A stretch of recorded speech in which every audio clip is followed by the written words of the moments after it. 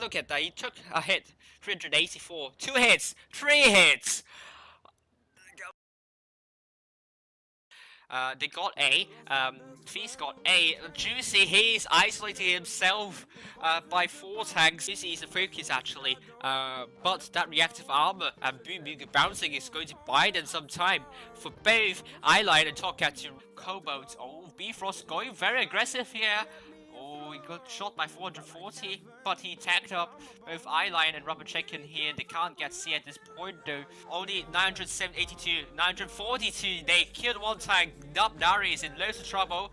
And I think the reason why Ray lost is because I mispronounced all the names and they are very angry and they intentionally lost this game just because of that. So let's get serious and pronounce their names correctly. It's probably not the case of me mispronouncing their names while they are losing. But Messi taking 631 his. Oh, he's getting pushed by both CU and also AAA. I think that is the signal for Ray to actually get aggressive into B. But Cobalt misses and crashes onto the rock, but made an important bounce by from Hori, and he made a good shell into Cephalin. Cephalin, who is going to die first? Oh, great chromatic! Bounces onto Maddox, but Cephalin couldn't finish off Maddox. But this time, Feast is going to make the push. We're going to see a push over to Lovefu. Lovefu might be the first tank down for IX. Maddox is going to be the sole focus for Cats, and Maddox needs to drop down in this case. He cannot stay there for too long. Feast have the cap lead here this time. 890 for them, but Bifrost might be the next tank down. It's getting really messy here. But CX is trying to put a shell. I think he misses. But Bifrost is also down. CX is also down. 175, 180. Cats on the cusp of a victory here. 990. They need to kill a tank. 995. And it's a win for Cats. They won the second round. However, IX are pretty spread out. If the mediums relay that information, that means Feast are rushing on the C side, and that's exactly what they're doing right now. 4 vs 3. Maddox is going to get rushed by both Lapide and Lovefu, and this is going to be really close. This is still very close. Cobalt needs to run away, but he's low. But a good track shot into Excromatic, but he got shot by Excromatic though. Oh, is he going to land Egg Shell? No! That Egg Shell bounces, but Tempted Fate bounces as well. He's going in. Is he able to do a Circle of Death? Good Egg Shell, but is he going to be close enough? No! Tempted Fate is down. But Reddy already making a move to rush both Money Dude and OG projects. Will they buy enough time to absorb the rush, and so that Raid will be quick enough to rotate back and support those E5s, because they don't have a lot of time left. But Eaglejack is going to rush down the middle here. Oh no, is it another mistake? It's another mistake! JP finishes Eaglejack off, and the first game goes to Raid! He gets shot. He got shot by both Eaglejack. He is in loads of trouble. If they know Raid's going to push A, they can simply push out Messi, and Drizzle might be in some sort of trouble here. But SYS are running away, and Raid's going for A instead. And now SYS are going to make a push, and there's a big push coming in. I'm not sure if Raid's going to survive this one. Raid Messi, all tracked on the way. He's the first tank down. For Monitored here, he's going to the back side of the SYS. Look at the backside showing them. Oh my goodness, SYS are in trouble. Their push is getting denied heavily. Monitored is going to finish Alexa. He finishes Alexa. Mediums are definitely trapped. Going to land a good shell into Arcade, and a fire scored. And SYS almost did it, but they couldn't quite cut the cheese. And that's a wrong phrase, because cut the cheese means fart, so they didn't fart, of course. They couldn't cut the mustard. Enough.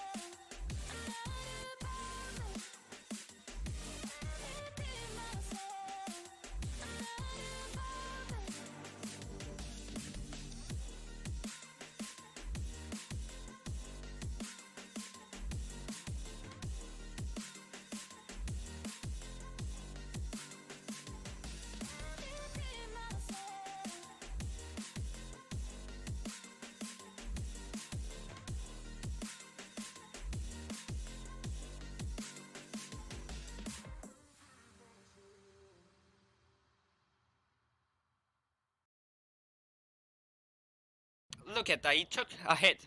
384. 2 hits. 3 hits. They got A. Feast got A. Juicy, he's isolating himself by 4 tanks. Juicy is a focus actually, but that reactive armor and Boom Boom bouncing is going to buy them some time. For both Eyeline and Topcat to co-boat. Oh, Bifrost going very aggressive here.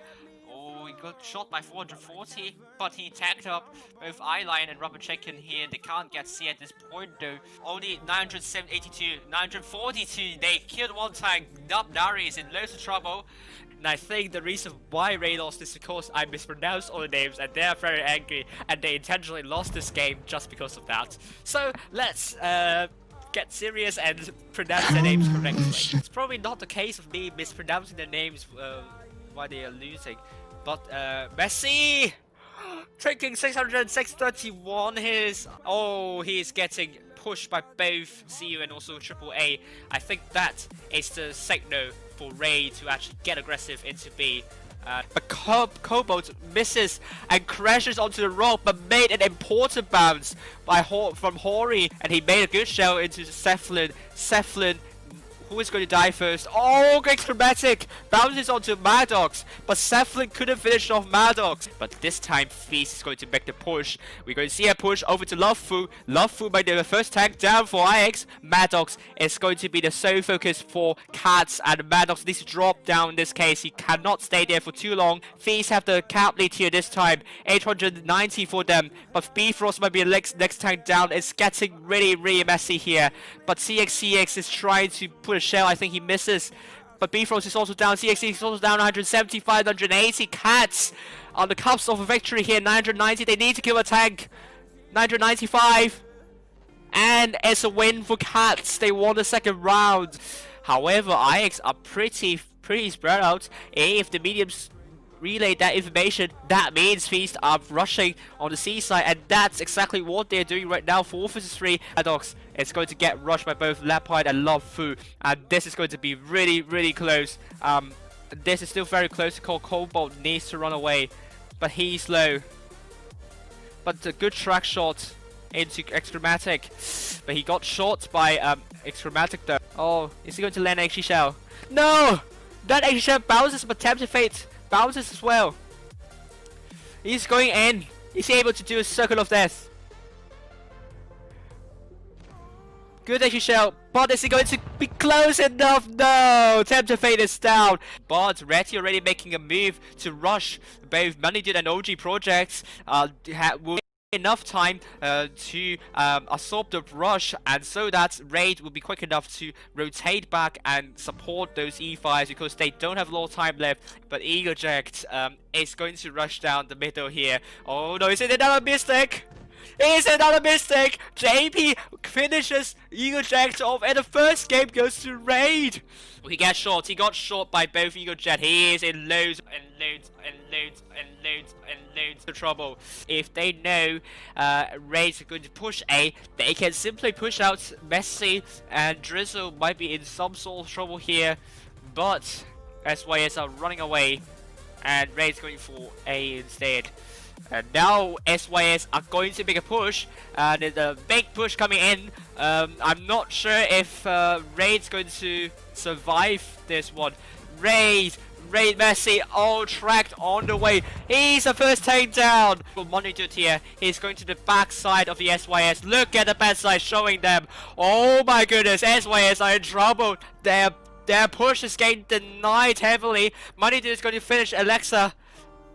He finishes Alexa. Mediums are definitely trapped. Going to land a good shell into Arcade, and a fire scored. And SYS almost did it, but they couldn't quite cut the cheese. And that's a wrong phrase, because cut the cheese means fart, so they didn't fart, of course. They couldn't cut the mustard. Enough.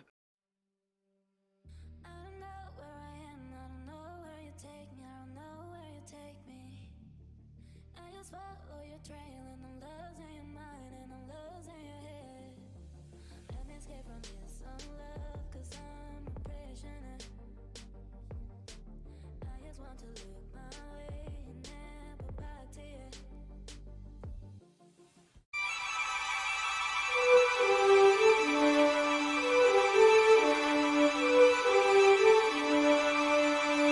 No!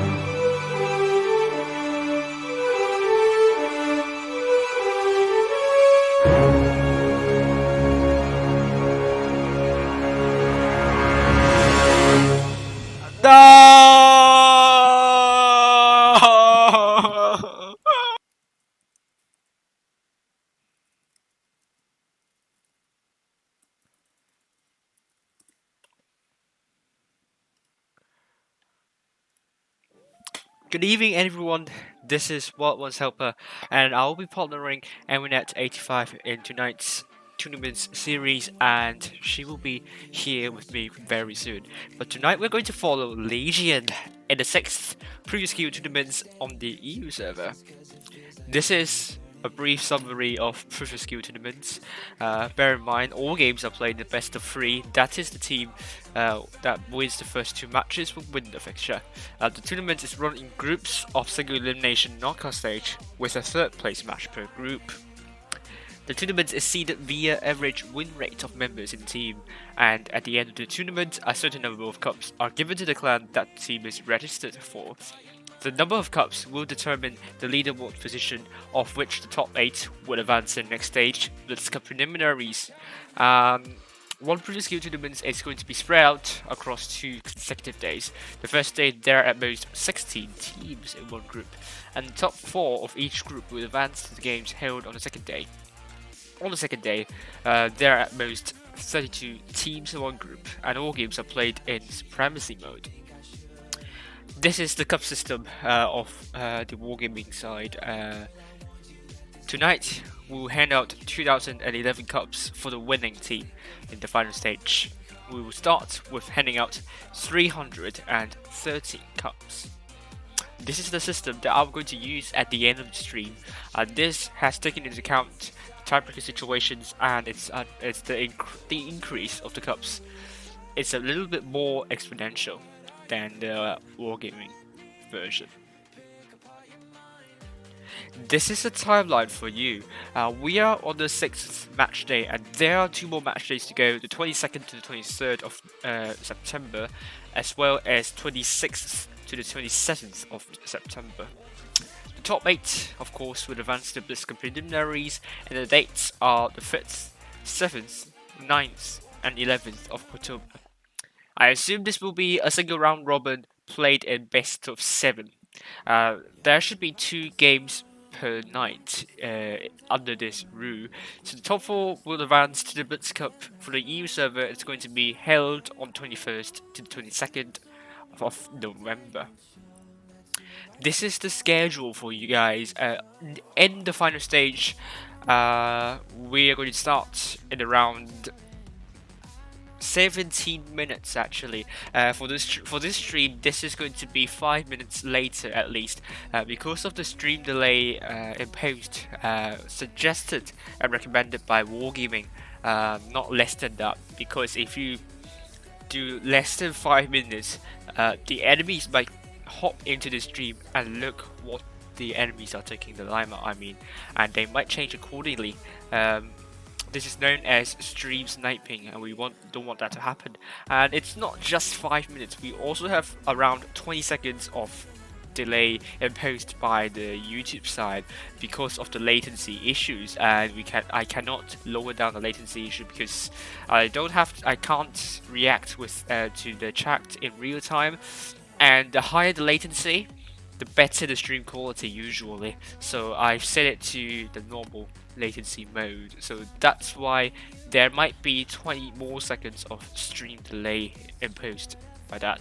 All the time given is in the Central European Summertime. That's the time in France, Germany, Italy, Poland, Spain, Vatican City, San Marino, Malta, Tunisia, Algeria, Albania, Serbia, Kosovo, Montenegro, Croatia, Bosnia Herzegovina, the Netherlands, Belgium, Luxembourg, Denmark, Sweden, Norway, Czech Republic, Slovakia, Hungary, Austria, and Slovenia. If I haven't, and also Liechtenstein and Monaco and Andorra. Before I hope I didn't miss any of the countries.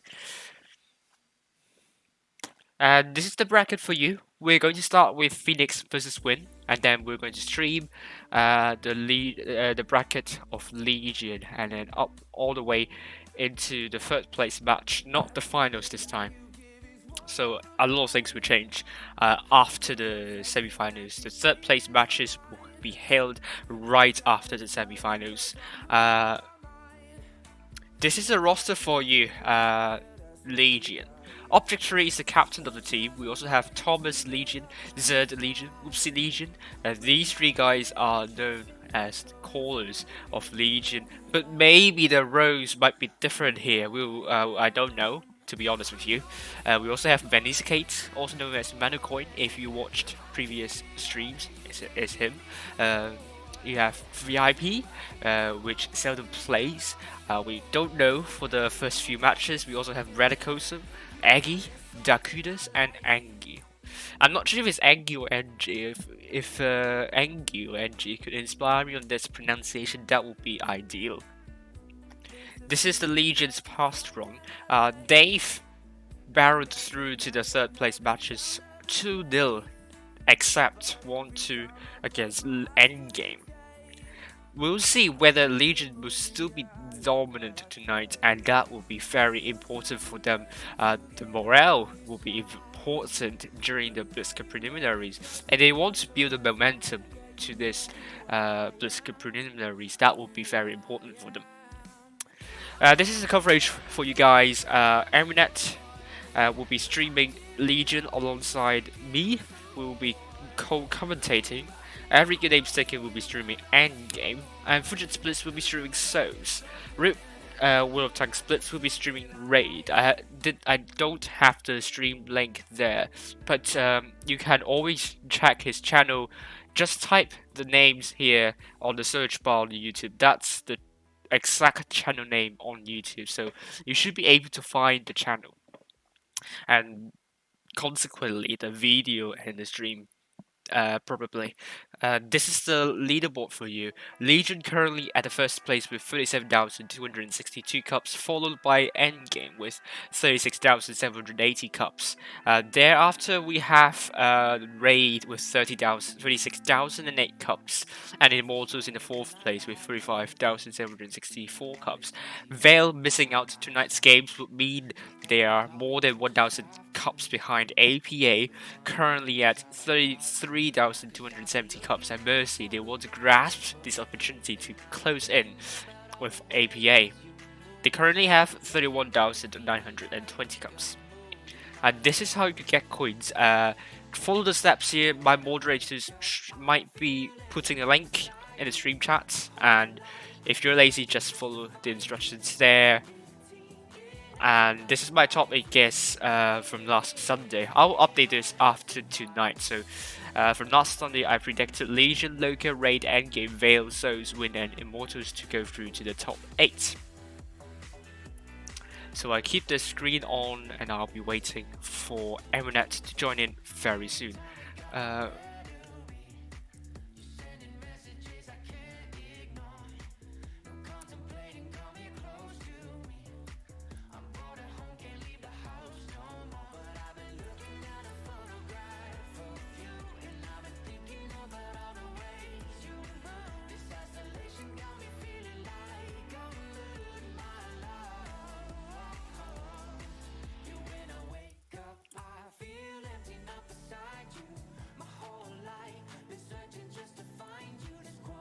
So I'll be waiting, and I'll be silent for a minute or two.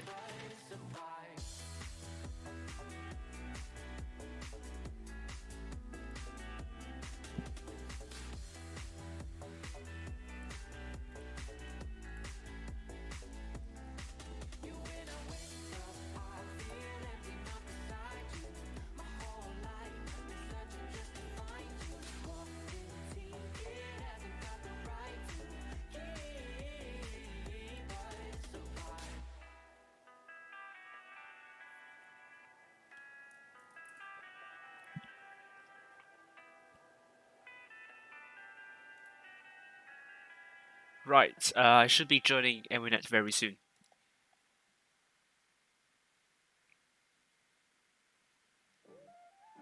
Good evening, everyone, and welcome to another tournament live stream. I'm just hearing my co-commentator connect to the voice channel that I'm in. Hello.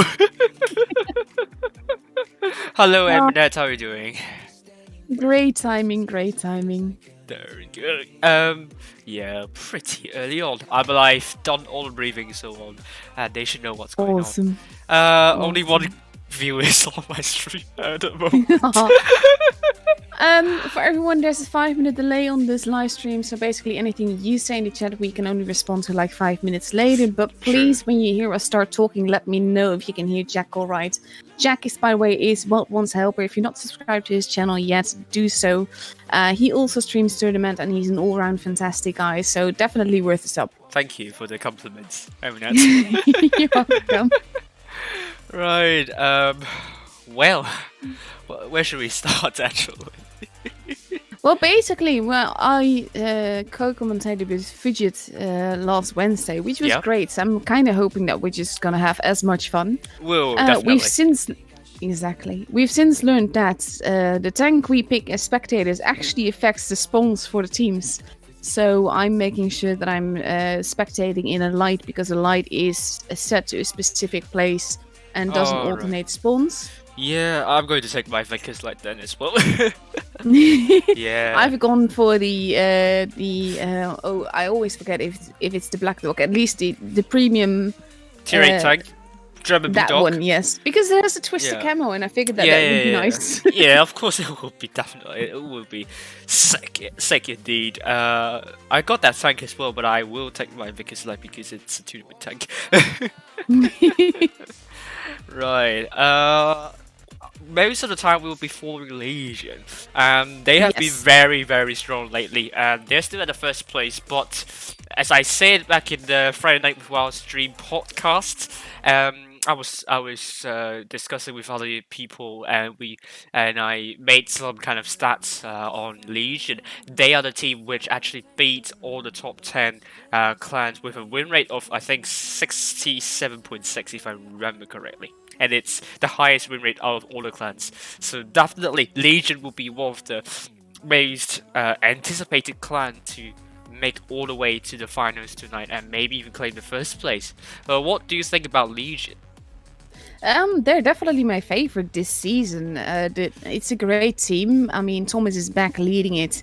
I think that he kind of needed to get back into that, because he has been out of the scene for a little bit. Yeah. But it's just fantastic to see like that mixture of old and new team together, and skill-wise, there's just no. Well, basically, they're all the way up there.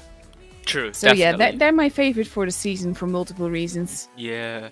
Well, you also have Third in the roster as well, and the two legends. Definitely helps. Thomas and Peter. Oh my god, it's wonderful. Well, that goes back for me for a very long time, because I've streamed before. I started doing a bit more randomly, like giving a few favorites. Before that, I was basically consistently streaming R2K. So I've been, I know, so to speak, Peter very well with regards to that and the teams and everything. So that's always just been great fun. So that just means that Legion is all the more my favorite for that. Yeah, of course. And wow, I mean, this team looks very, very. I don't know what's the word for it. Star-studded. I think that's a really good word. Star-studded, and just. I have no words.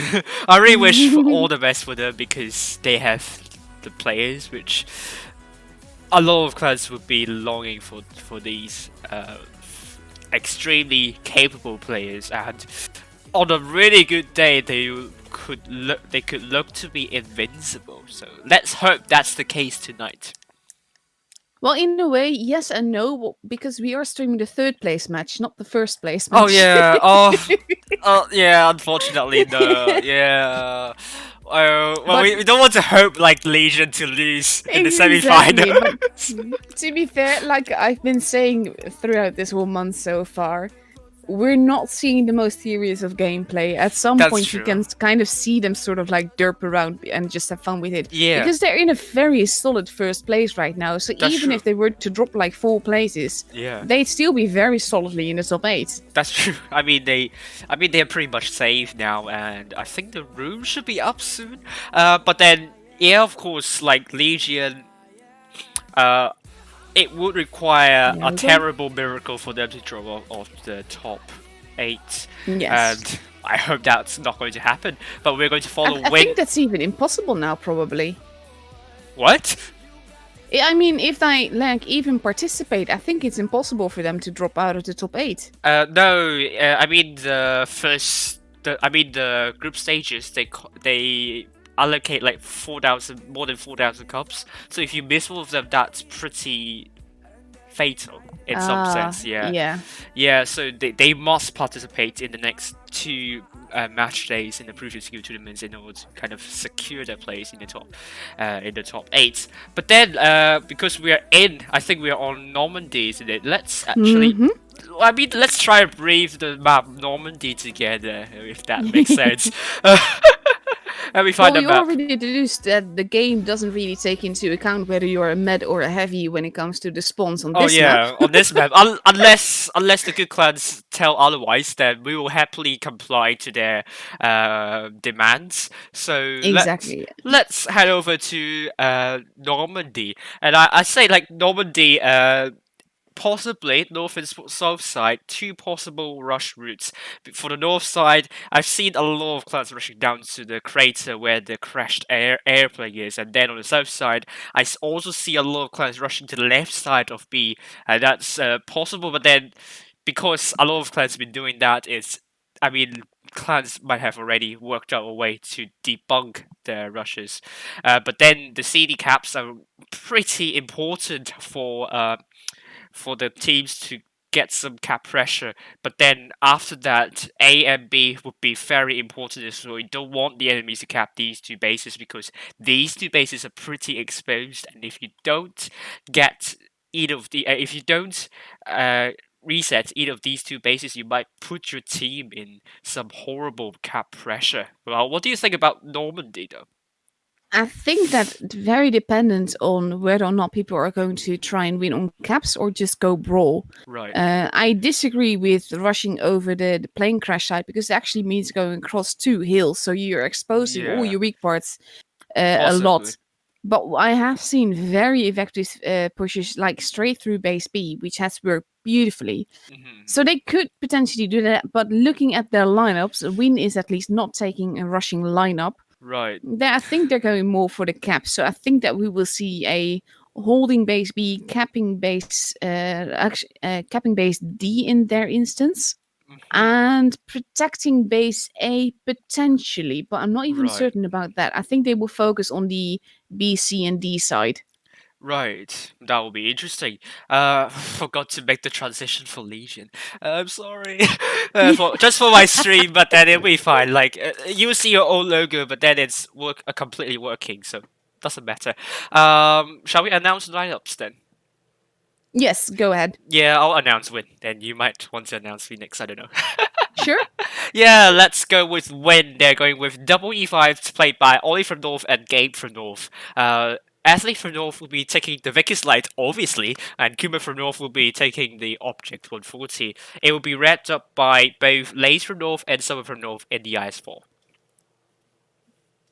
And on Phoenix's side, we see 2 IS4s, 2 E5s, 3 E5s even, 140 in the T22 medium. So relatively similar lineups with a bit more speed on Wind's side, a bit more troll armor on Phoenix's side.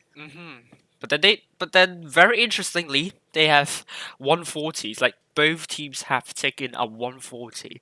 The 140 is pretty low in profile, so potentially if you're going for like a rush maneuver or something like that, you might be able to kind of bounce some shots, but then it's weaker. It's a weaker version than the T22, but we'll see how they're going to operate with that 140. It's a very interesting choice, to be honest.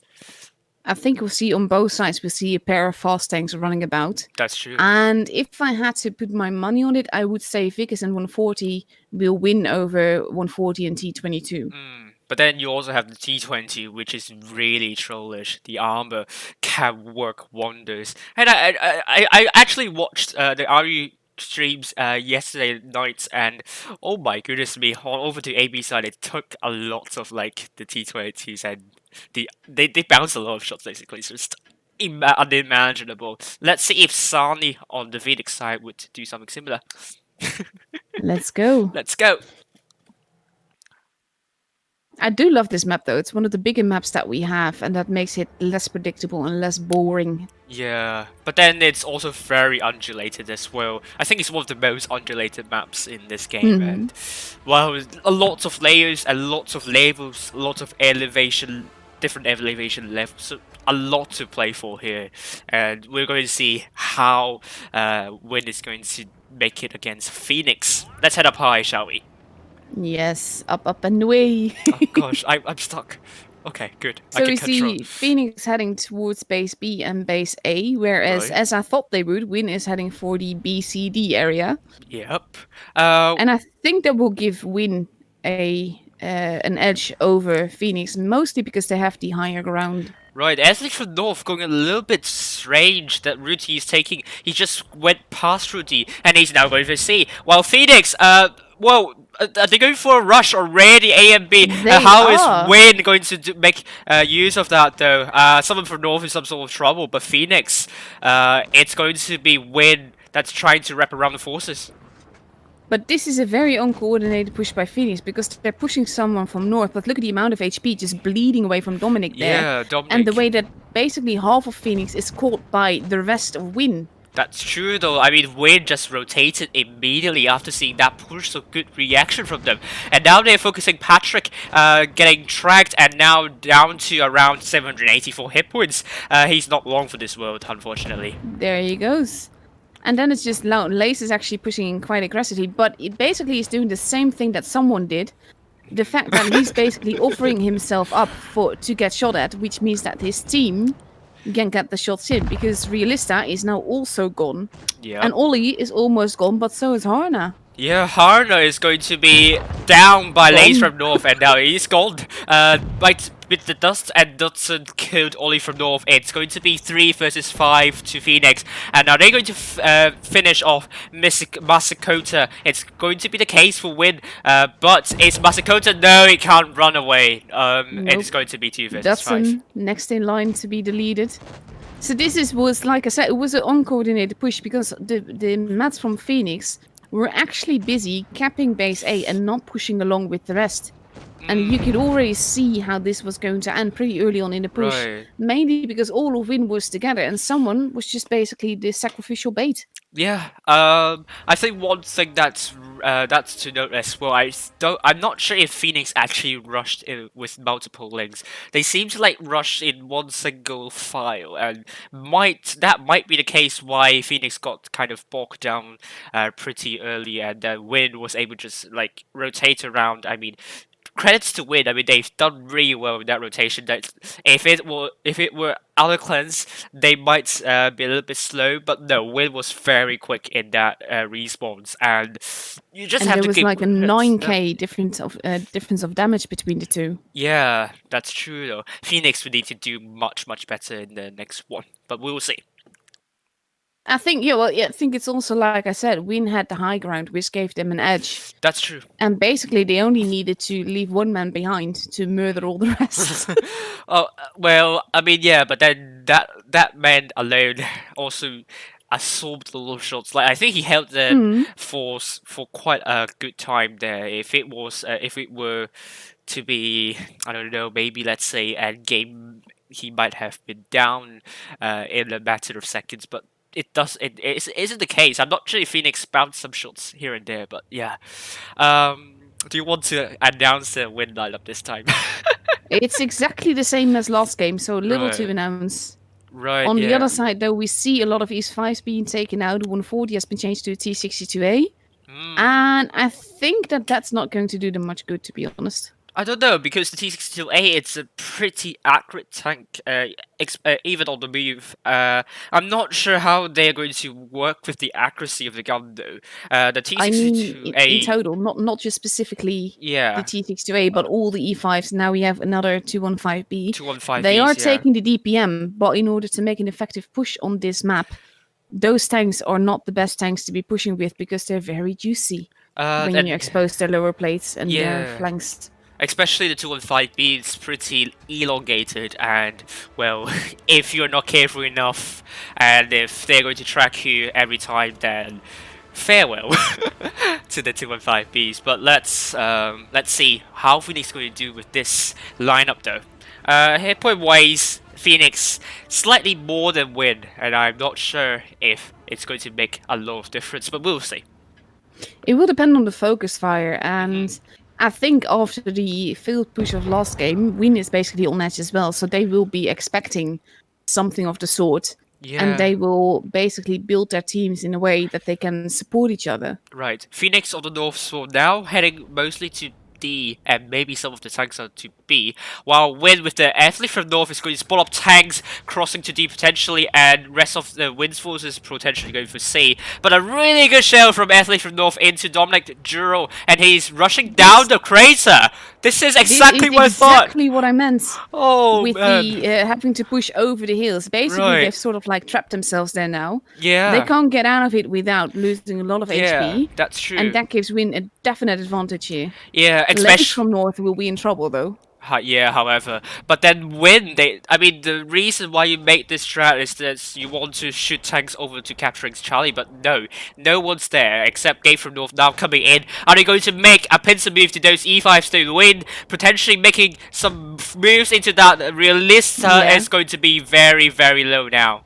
This is like shooting fish in a barrel. Yeah. Basically, Phoenix has set themselves up to fail. I mean, it's not over.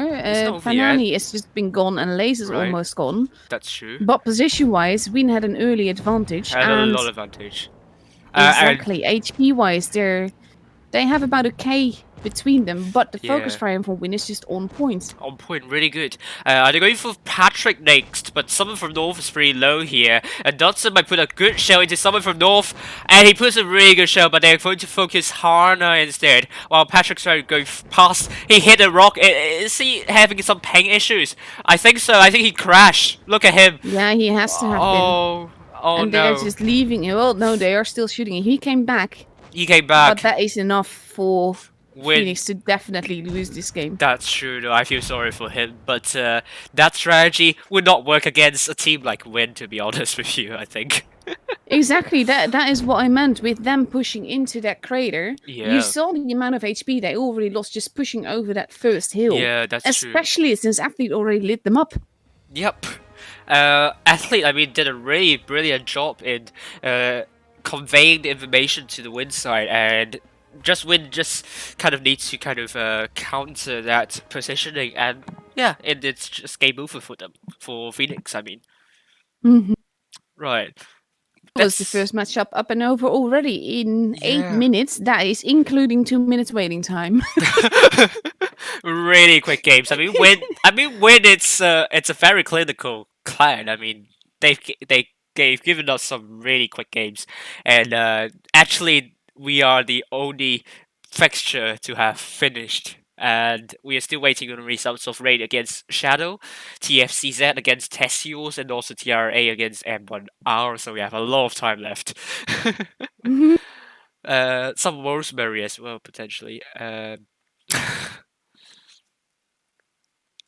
I do think this is basically also what I like about Win. Win is, I mean, they're my favorite underdogs. I can't even really call them an underdog with how they're performing this season. Yeah. But just the way that they play here, they do two things. Either they absorb a push like they did, like we saw just now.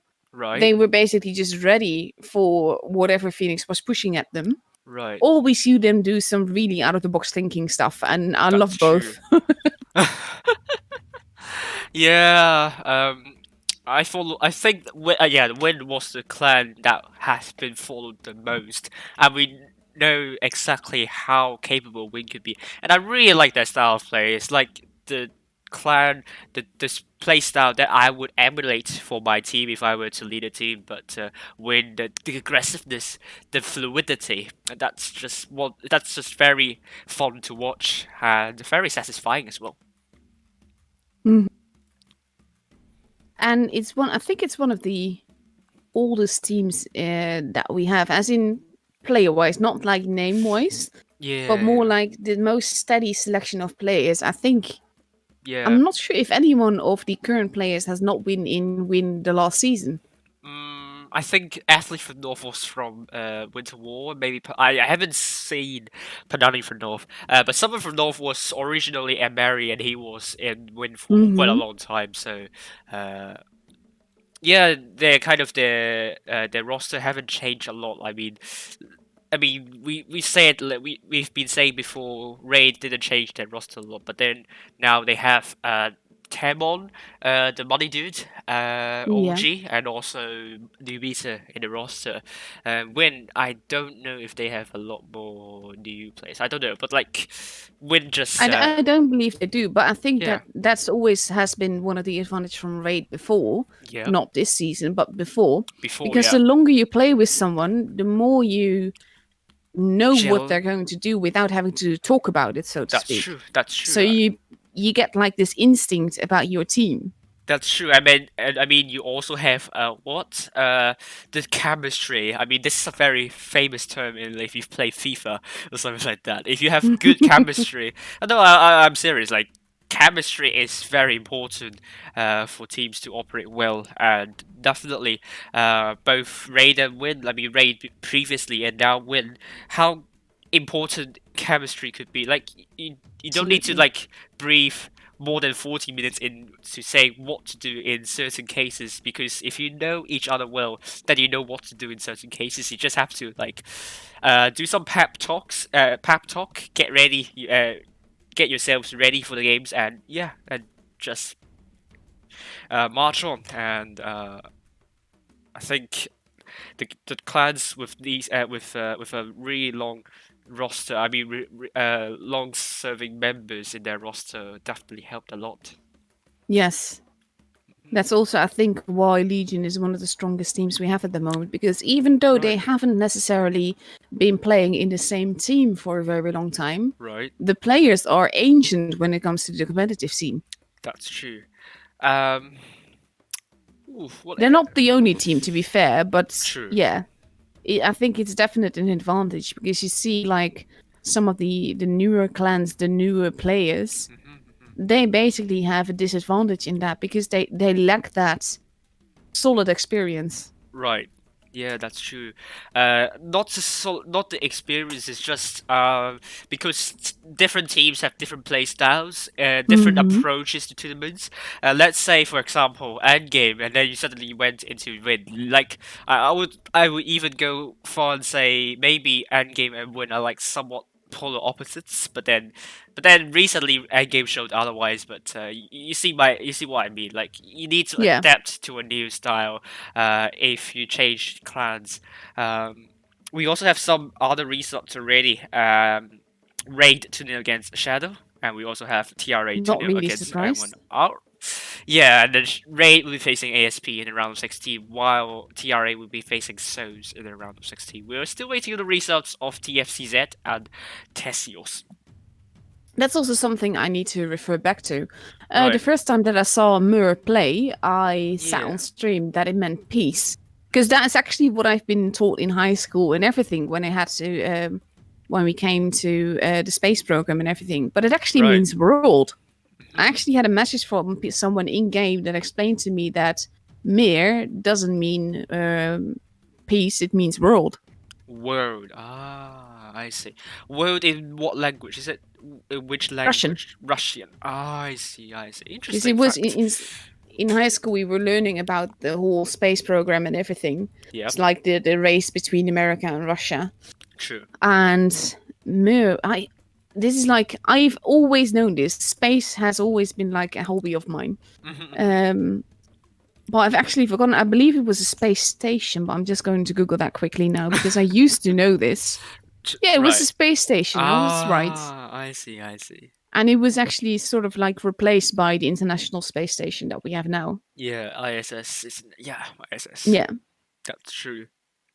That's actually a fun little thing. My mom is sick. She's no COVID. She was tested negative, but she's sick. So I've been walking the dog a lot. I And see. usually we walk the dog like at around 11 p.m. ish. Mm-hmm. We walk for a little short turn around the neighborhood just so he can relieve himself and everything. Right. And there's some places where we can see the stars. And I actually have like multiple star apps. And one of those you can actually track the International Space Station. So I've been like seeing it fly over quite often. It's really cool. Yeah. I mean, imagine that, really. I mean, it's totally not Blitz related, but it's fun. I mean, it's fine. I mean, we can have some really nice chat about any other things, miscellaneous things. I mean, it's good talk. Yes. So, I mean, don't worry about it not being Blitz related. I mean, I know. I mean, it would be boring if it's always World of Tanks Blitz, whatsoever. And yeah, I think so. Honestly, I'm a nerd in about many things, but space is one of them. I think I actually still have like it actually might have been tossed out by now by my dad, but when I was like a teenager, I had this model from the International Space Station that I started building. I see. But as much as I have the patience to do embroidery, I do not have the patience for model building. Oh yeah, it requires a lot of time and patience, and then sometimes you be like, which part is it? Oh god, I can't find that part. Yeah, modeling troubles, modeling worries, and then you have where's my cement? I'm not sure if you use that for models. Maybe I used cement at some point, but. Also, Dragon Creek just asking in my chat, wait, is Phoenix the FEN1X the same as Phoenix, PHNX? No, very different clans. Phoenix has only been competitive like the very first ever season. Right. And basically it fell apart 3 years ago. So no, very different Phoenixes, nothing to do with one another. No, actually Phoenix is it's a Polish clan. I think they are friends. They're like brother clans with APA. So sometimes you might see some APA players coming over to play in Phoenix team. That's right. They used a ticket system together in spring season, didn't they? No, they didn't. APA didn't abuse the ticketing system or during the spring season. Then was FBI with Phoenix then, maybe? No, FBI with K4. K4, yeah. Sorry. My apologies to Phoenix. However, though, APA did send players to Phoenix during the end of the summer season, trying to put Phoenix to the top 16. So, okay, so I was not totally wrong, just wrong about the season, really. Yes. And Alpha's, of course, now abusing the seeding bug and everything. So yeah. They weren't clean. So in before we got a lot of dislikes from APA fans or players. Even if they dislike us, they're still giving a few times. So I don't care about dislikes, honestly. Yeah. True though. On the other hand, we finally have results of TFCZ against Tercios. It's 1-2 for TFCZ against Tercios. Tercios will be facing Mercy's Star Parks team in the round of 16. So we have to all the round of 16. We still have a lot of time. Do you want to actually make predictions for each of the fixtures? Oh god, I actually have I'm never good at that stuff. I can only I basically make my estimates based on what I want the results to be, not on what I actually expect the results to be. Okay, so you're probably a very popular jinxer, potentially. Yes, that's why I generally do not give not really estimate results like that. Right. What do you want to predict? Let's see. Alpha versus Win. I'm definitely rooting for Win. We have Legion versus Immo next. Exactly, the second team from Immo. Like I said, Legion is my favorite, so I think definitely rooting for them. And we're going to stream that fixture as well. Yes.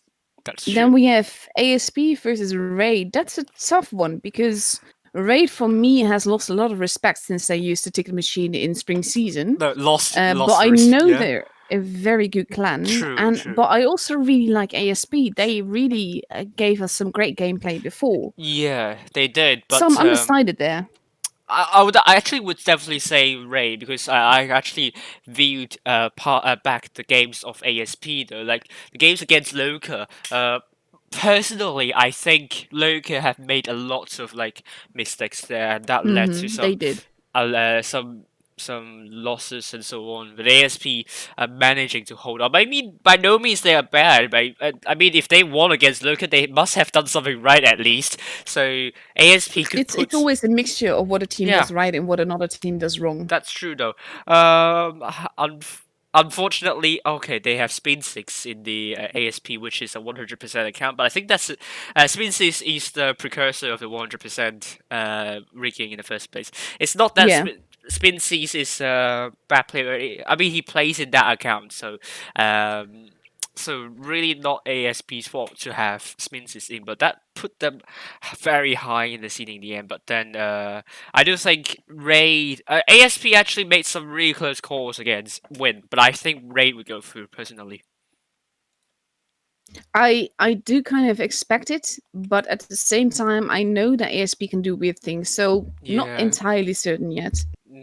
I could Then we see. have Mercy versus Kraken. I'm actually undecided about that as well. I'm not particularly a fan of either, and not really against either as well. So kind of like whatever floats their boat. Uh, I mean that Mercy's team is the second team. A lot of them came from Lost Control, and I think some of them were originally from I don't know, but like this is a really new team for Mercy. But Krakeness haven't been picking up form anyhow. I'm not sure which one will win, but I will put my bets on that Mercy team personally. Okay. Yeah. But then we have Mercy versus Tercios Españoles. Yes. That's again. I mean, I like Tercios Españoles as a clan. They Right. have some pretty toxic members, but Yeah. we sort of go like way back. They used to participate in the countdown event that I used to host a lot, Yeah. and they were so happy when I actually learned how to pronounce their clan name, and it kind Yeah. of made the day. So ever since, I've kind of liked Tercios Españoles.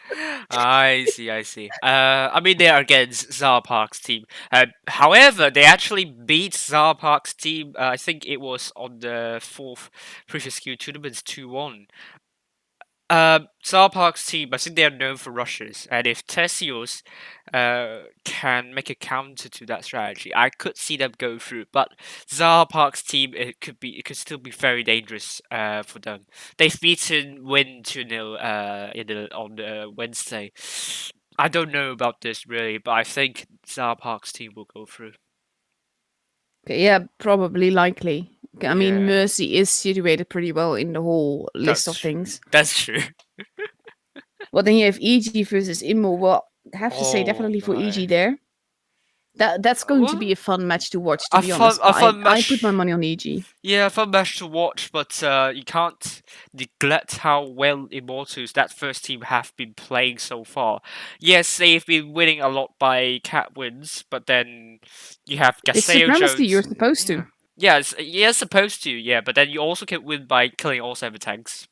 So, I mean, Immortals, I don't know, like, they could be a bit inconsistent at times, but I could see them putting up really good fight against Endgame. But I think Endgame lately have been so strong that I couldn't see why they would lose. I don't know. Maybe Gaseo Jones will prove me wrong. Maybe they will make an upset here. But I think Endgame will go through. Same. Right. Then you have Souls versus Tra. Well, I put my money on Souls there. True. Same as well. TRA. They're just not there yet. They're good, but they're not top 8. They're not top 8, definitely. And the reason why they're here is because they face a Phantom team in the quarterfinals of the group stage, and that's why they're here. To me, Ah, yeah. yeah. And Loka versus Reiti. Well, again, money on Loka. Money or Loka. That's a no-brainer. That's true, I mean, though. Reiti is, again, they're good, but they're not Loka good. Yes, but don't forget though, Recti, I think I streamed their games against Ray back in the summer off season. They could make some unpredictable moves though, like suddenly rushing to one side, or maybe just a sudden rushing like that. Recti could make some surprises here, but I think Locust like much more experienced and much stronger in terms of the personal skills. So if nothing weird happens to Loka, which I assume is going to be the case that Loka will go through, but Retty, I do think they could do something extraordinary and we might see an upset. But let's hope Loka is going to go through. Yeah. Yeah. So for us, we're up for a few fun games because we have Legion versus Immor first. Yes. And then very likely followed by Legion versus Win. So Yeah. that's going to be great. I That would be absolutely great. love. But then if APA are through, then I could practice my pronunciation onto their teammates.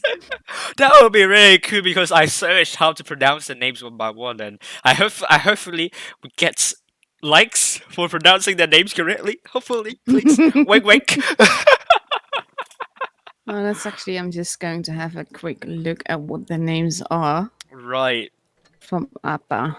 Where are you at? There you are. Jennifer. Then already the second name is like, why would you choose a name like that? No, I mean, yeah, Manfac. Yeah, let's put it that way. Premium account.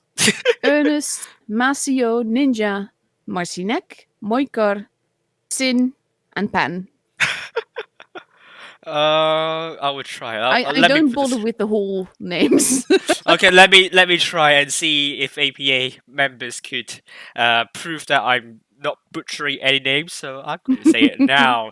It's going to be Jennifer Manfak. No, I'm not swearing. Okay, please don't report me on that. Premium account 5, Ernest, Macheo, Ninja. Machinek and Muika, and then we have Sin Kerov Nika, and then we have Pan Ogiani 151. We have very different ways of pronouncing that stuff. Yeah, we have. I'm not sure if anyone from APA, please tell me I got it right. I know that Jennifer is coming from The Witcher, probably. Isn't it? One of the witches there is named Jennifer, or mages, I should probably say. Oh, there's a room. Let's go. The room is up, and we are going to be on Castilla Legion versus Immortals. That I will bring the map up and we will brief that map together. Let me find. Let me get it as well. Then I do hate that this map. This is for me is the most boring map in the game for tournaments. True. It always leads to stalemate gaming. Yeah, I will second that. The most boring game. Do you want to brief about this map first, and now I can make some supplementary notes? Yeah, well, we have 3 bases. Base A considered map base, base B considered a death trap, and base C also considered death trap. Basically, there's lots of lines of fire into every single base here. The main issue with this map is the fact that there are so many camping spots on both south spawn and north spawn that you can't really go anywhere without getting shot, and that leads to very stalemate gaming because people will stay in positions where they know they can't get shot from. That's true though. Castilla, I always say on the stream, is the map that you don't want the enemies to get a cap. That's why clans will be putting tanks to defend the MTA cap, the MTB cap, and the MTC cap. North spawn, usually clans would go and capture A quickly, and for south spawn, usually clans will try to capture B quickly. But that's not to say you could reset these caps relatively easily. So for the south spawn, how you can reset A is that you can put tanks. There are 3 positions to do that. One position, this is a really risky position, is to put before it's a force, but I don't know about now. But this position could get some crossfire. I mean, you might get shot. You do know, I can literally have no idea what position you're talking about, right? Yeah, I know. Yeah, it's I think it's close to the red line. You see like 2 houses there, and then that's what I'm pointing on my screen right now. The position I was talking about. The second position is the rocks near. I think the rocks very far behind. You usually see a nice 4 WZ 1-3 there that you could put shots into A and reset that. And the third position, you could like go up into the citadel area, and then I think to the left side of that, you would usually see an STB1 or Vickers Light trying to decap A. For the north spawn on B, you also you usually see a T22 medium, reverse side stripping or just side stripping over to decap B near the houses there around here. And for C, yeah, what? Sorry. I'm just laughing because you're saying like around here and around here. I have no idea. I mean, I know what you're talking about, but I can't actually see you point it out because you're not on my computer. Yeah, oh, yeah. I try to explain as much as possible where the positions are. I generally don't, to be honest, because the thing is, and this is something that goes for every single map when it comes Yeah, to tournaments. right. You can't go with the go-to things that you would do in pub battles. The normal tactics do not apply because No, this no. is teamwork. They can Teamwork. literally take a team of tanks and Yeah. go bloody anywhere they want to go. That's true. Positions that you would never expect players would go in a random match, and there is no quick fix to decapping C, unfortunately. So we'll see. Basically, C is generally only gone into when we know where all the people are, That's or true. at least when the players know where all the people are. Right, that's true. And then you have base A. Sometimes they risk a quick cap, but because both teams will always have fast tanks, the chances of being decapped and losing a lot of HP for it is quite big. So generally they avoid that. That's And you true. have, of course, the tanks going up into the citadel to decap base A from there. And you have the STB that does a great job at that, but most tanks can make that work. Right. So base B is generally always overwatched by 2 tanks from both sides. Basically, True, on the true, north true, spawn, true. you have 2 heavy tanks in the building somewhere. Right. And on the south spawn, you generally have 1 heavy right near the buildings, just not going into the street, and a camper tank behind them. That's What true. I do notice, by the way, with 40 seconds left on the clock, that only Legion is taking a TD. Yeah. And this is a really good map to take a TD on because it's quite exposed as well, like very open map. And if one tank got spotted out in the open, he might get punished extremely heavily by that TD. Mhm. And of course, Object 3 is going to take 2-8. I mean, It fits him. It's his tank. It's his tank, so But let's announce the 14 lineup. seconds left to go. Uh, You see Immo taking in IS-7, 2 IS-4s, a T-22 medium, 2 E5s and a Vickers versus 2 6-8s, 4 E5s and 2 T-22 That's mediums. true, yeah. Let's get my transition up, shall we? And I'm in the Vickers Lights, and we're going to head into Castilla. I don't know which one is which. I will see it very soon. Object 3 using that pro avatar, of course. I mean, But to be fair, this is something I've noticed. People are having more and more just fun with the avatars that they're picking. That's true. Immortals are on the south side, and Legion are on the north side. And let's see where they're going for. And I think Legion are going mostly to A, while Immortals going mostly to C. Are they trying to rush C though? This is going to be interesting. Dimeback Barrel in the IS-7. Yes, This is an they're definitely interesting rushing. choice. They're definitely rushing, and oh my goodness me. I think, where is Redicoso? Redicoso will be tasked to defend this, and this is going to be a tough job for him. No, not really, because he has the epic speed boost. He can move out of there. Right. Reliquel has already spotted, has already lost HP, and is losing more HP. That's true. We have Immo capping base C right now, but basically we have Object 3 there, who's going to take a big chunk of health like he did. Right. Manik now losing quite a bit of HP, and this is basically what I mean. Base C is a death trap. They are capping it, they have capped it. Yes. But they've lost a lot of HP trying to cap some bases. That's true though, and now Immortals with with more than 1k of hit point deficit though. Whoopsie's not totally immune to took a shot, but I mean, Immortals are in much more trouble. Whoopsie takes another shot and a miss from Canu. No, he bounced that. Oh, really? Okay, I didn't. Yeah, you could see the fire lines shooting up into the sky. Ah, I see. But Diamond Barrels also spotted as well. What's going to be done by Legion? Because Lacuna's up there. Reliquel is taking more hits. He dropped down into the river. He's trying to swim there, but he's now dry. He's going to get shot by NG here. That's true. NG's. There he goes. There we go. That is the end. But Sayonara. with that, just that kill, Yeah. Legion has already grabbed back the point advantage. That's true. Oh no, Discord has lagged out, and that's not good for him. Hopefully, he's going to be back very soon, and hopefully he's not going to make some stupid moves. I know he won't. No, it's just this, if it's just his Discord, it's not his game. And right now we are in a stalemate game position. But so Immortals, not much is happening. Not really, because Immortals trying to rotate, and their rotation have been horrendously spotted out. And now those E5s and IS4s, Rave, Canoe, and King are trying to push on the Legion's forces, but Legion's forces set really deeply there. I'm not sure if it's going to work for Immortals. It's not going to work. They have two E5s there. They have to cross into a lot of Legion lines of fire. That's true. They left the T22 medium. Mary Magdalene is going to be absolutely massacred now. That's true. And we have two E5s holding, and the object can just drop down and support them if those E5s actually push. But we have WoTB that's going to take some HP. The E5s will sell their HP very expensively.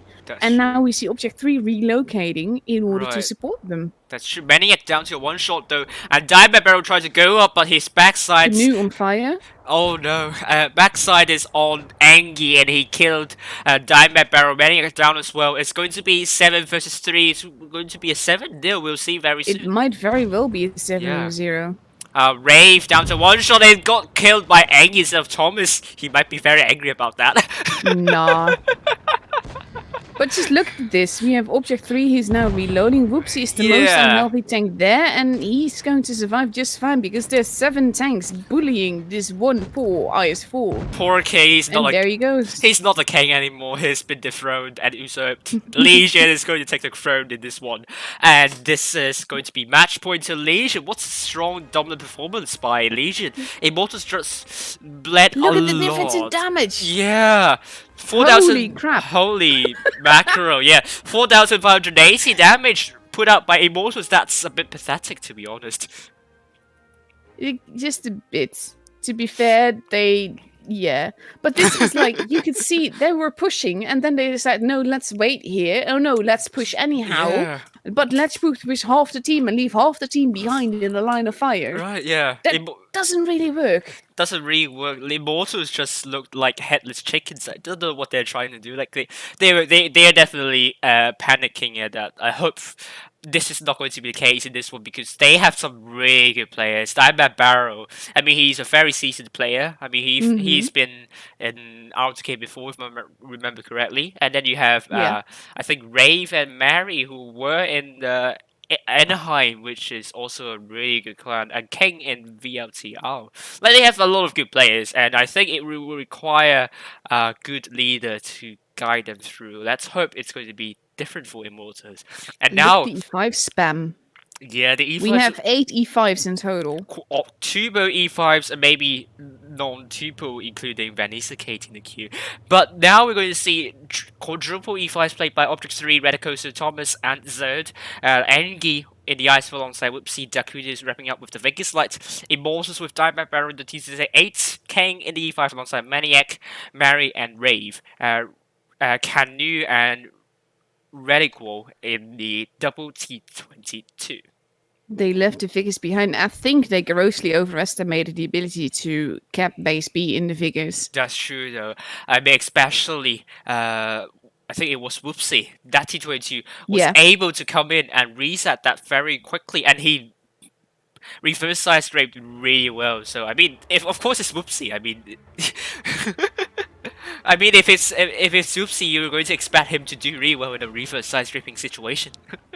I'm just going to take this moment to tell Wargaming that they really need to allow WoTB to go to offlines as well. He's been on the EU server since the very beginning, since he started playing in 2015. Tournaments weren't even a thing then. And you can't just say, well, you can't play for the EU server. I don't think that's fair. No, I don't think that's fair. So I would second that as well. If Wargaming needs a recommendation letter, just ask me. I'll definitely write one for him. Right, Legion on the Legion on the south side, going mostly to A. Wow, Immortals also going on from the north side to north spawn to A. What am I talking about? Back barrel going into a similar position as Object 3, but pushing a bit more onwards. Dakudas spotting people in the middle, now hastily pulling back so he doesn't get shot by the 268, that they don't know where it is yet. Right. But we have Legion in the middle going up towards the Citadel. Yes. And... But Canu's not getting contested in capturing A, but now Immortals have A. Is this an intentional attempt to allow Immortals to get a cap lead? I'm not sure, but think so. Maybe, but Relic will already get shots. Oh, barreling in. Relic NG and Whoopsie going into base B, going to decap it. The fact that it will be very hard for them to decap 2 tanks at the same time. That's true, but both IS-4s have splashed onto Relic Wall, and they're doing a lambda formation like the shielding method Angie on the arm of that, and Whoopsie, no, they're staircasing instead, but they got B. This is very clever, because they're pushing at 2 places at the same time. The IS-4s were capping base B, and at the same time, they were pushing the guys near base A. Reliquwell is going to be gone very soon. Yes, there he goes. He's gone already. Beautiful range, because you had the IS-4 pushing and then Dakudas to back them up. Yeah, and these IS-4s might be denied of rushing, so are we going to see another push from Legion? We're going to see another push from Legion. The triple E5s are going down to get these double E5s isolated there. And which tank are they focusing on? Oh, at the same time, the Canu is dead. Yeah, and even the NG might be dying, but look at the focus fire. They're shooting the guys on the hill. They don't care who's shooting them from behind. But this is basically something you have to keep in mind. When you are allowed to cap a base from Legion, you have to be very suspicious. That's true, though. You know, like, they could be making... Oh! Red goes to dive onto Kang! Oh my god, beautiful! Oh, Thomas has been blown up. Yeah, Thomas has been blown up. Oh, he might be very angry about that. But Zert is coming to turn his turret, and he got King Gunner. It's going to be 6 versus 3. No 7-0 this time, but there's definitely no chance. Thomas being a bit salty, saying nice strat. Oh, that is mean. To be honest, I think they probably picked this up while training. That's true. But this is like I said, if you're allowed to cap a base from Legion, you have to be suspicious, especially when you don't see Legion start to cap a base on the other side of the map. That's true, though. Like, well, I mean, they managed to cap B in the end, but the T22 there was unable to reset that cap because obviously double IS-4 with, I think, Whoopsie getting shielded by the... getting shielded by NG, so... That's something that I really love, though, because you could see this is something that that was one of the reasons why I used to follow R2K. They used to do this as well. You had 2 specific moves in 2 specific parts of the map. That's true. And you had the enemy team that had to react to one, which means you could get away with the other. Right. So they pushed the guys on the hill. You could see Dimeback Barrel being torn between trying to decap base B and trying to support the guys on the Citadel.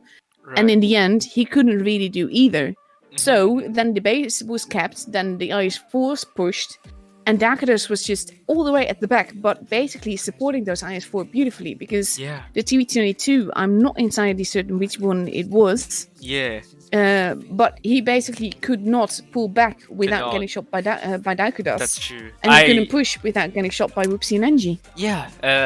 I probably think once the Legion's forces got B, and I mean, once they got capped, they should be moving away from that. But I mean, his job might also be to reset B and have a look at C as well. But then he bled a lot trying to run away. We also have other results as well. Interesting results. APA 2-0 against Win, and Legion 2-0 against Immortals. And we're going to face APA in the quarterfinals. Interesting stuff. What happened to Win? I don't know. My boys! But apparently, it was a really quick game for APA. They just trounced. I don't know if it's a trounce or not, but Win just got knocked out already in the round of 16. I'm a bit worried about my coin stream though on the Wednesday, because I put my name down to stream Win. There's nothing wrong with that. They're a fantastic one to follow. It was very, very exciting to watch, and I hope some really good games from them as well. we're still waiting on results of ASP against Raid, Mercy against Draconaires, but the first Loka team, has obliterated Raiti with 2-0. yeah, So's 2-0 against TRA, and Mercy, Zara Park's team 2-0 against Tessios. We're waiting results of Endgame versus Immortals. That's also gonna be a fun one. That's, like I said, that would be a match to watch. Of the matches that we had, Yeah. that's the match to watch. You mean Immortals versus Endgame? Yeah. And it's currently streamed by Every Good Name's Taken. So if you want to look at how it is going at the moment, which is, I believe, still going on, just hop over to Every Good Name's Taken channel. But don't forget to, show support to Amaunet as well. No, basically this is what I really love about the streamers that we have currently in the EU, is that almost every important match is covered. That's true. I mean, we're cutting it a little bit short now with us commentating together and doing that again next week. Yeah. And I'm doing it on Wednesday again with Fujit. But yeah, basically, we decided to do that now for fun, to That's avoid true. having to do that during the professional stage. Yeah. Because us not doing that during the professional stage means that every single match from the professionals will be streamed. That's true. And who doesn't like some co-commentary? I mean, you gotta see like two personalities merging together, and oh my god, explosion, fireworks, not explosions, some fireworks happening. So I hope you like the firework show. 2-0 for EG. Oh, is it? Oh man, that's bad. To be honest, I mean, it's EG. Yeah, it's easy anyway, but I was expecting a closer result, to be honest with you. I think the battles will have been relatively close. Not the results, but like as in the number of results, but more like the battles themselves. Yeah, the battles, I presume. We also have other results as well. Second team of Mercy 2-0 against Krakeness. And I think, yeah, we have known all the results already in the round of 16. All 2-0s, nothing special.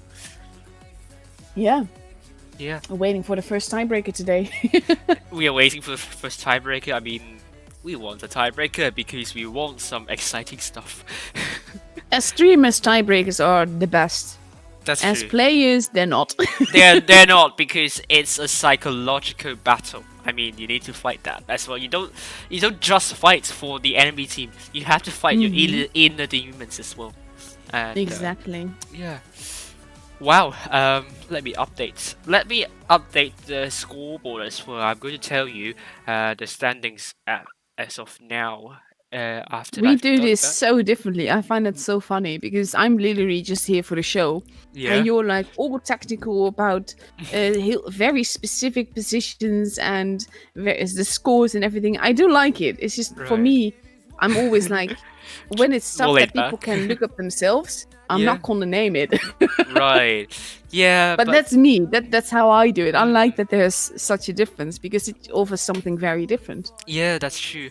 Well, not saying that I am the best here, but yeah, it's good to have some diversity.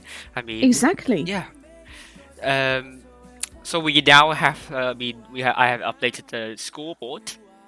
Currently, Legion still in the first place with 37,520 cups. Second place, Endgame, 37,038 cups. Raid, third place with 36,372 cups. And because also APN Mercy are through to the next round, they're going to pull away from Vale, trailing with 31,618 cups. They are almost 2,000 cups behind both Zeus and APA.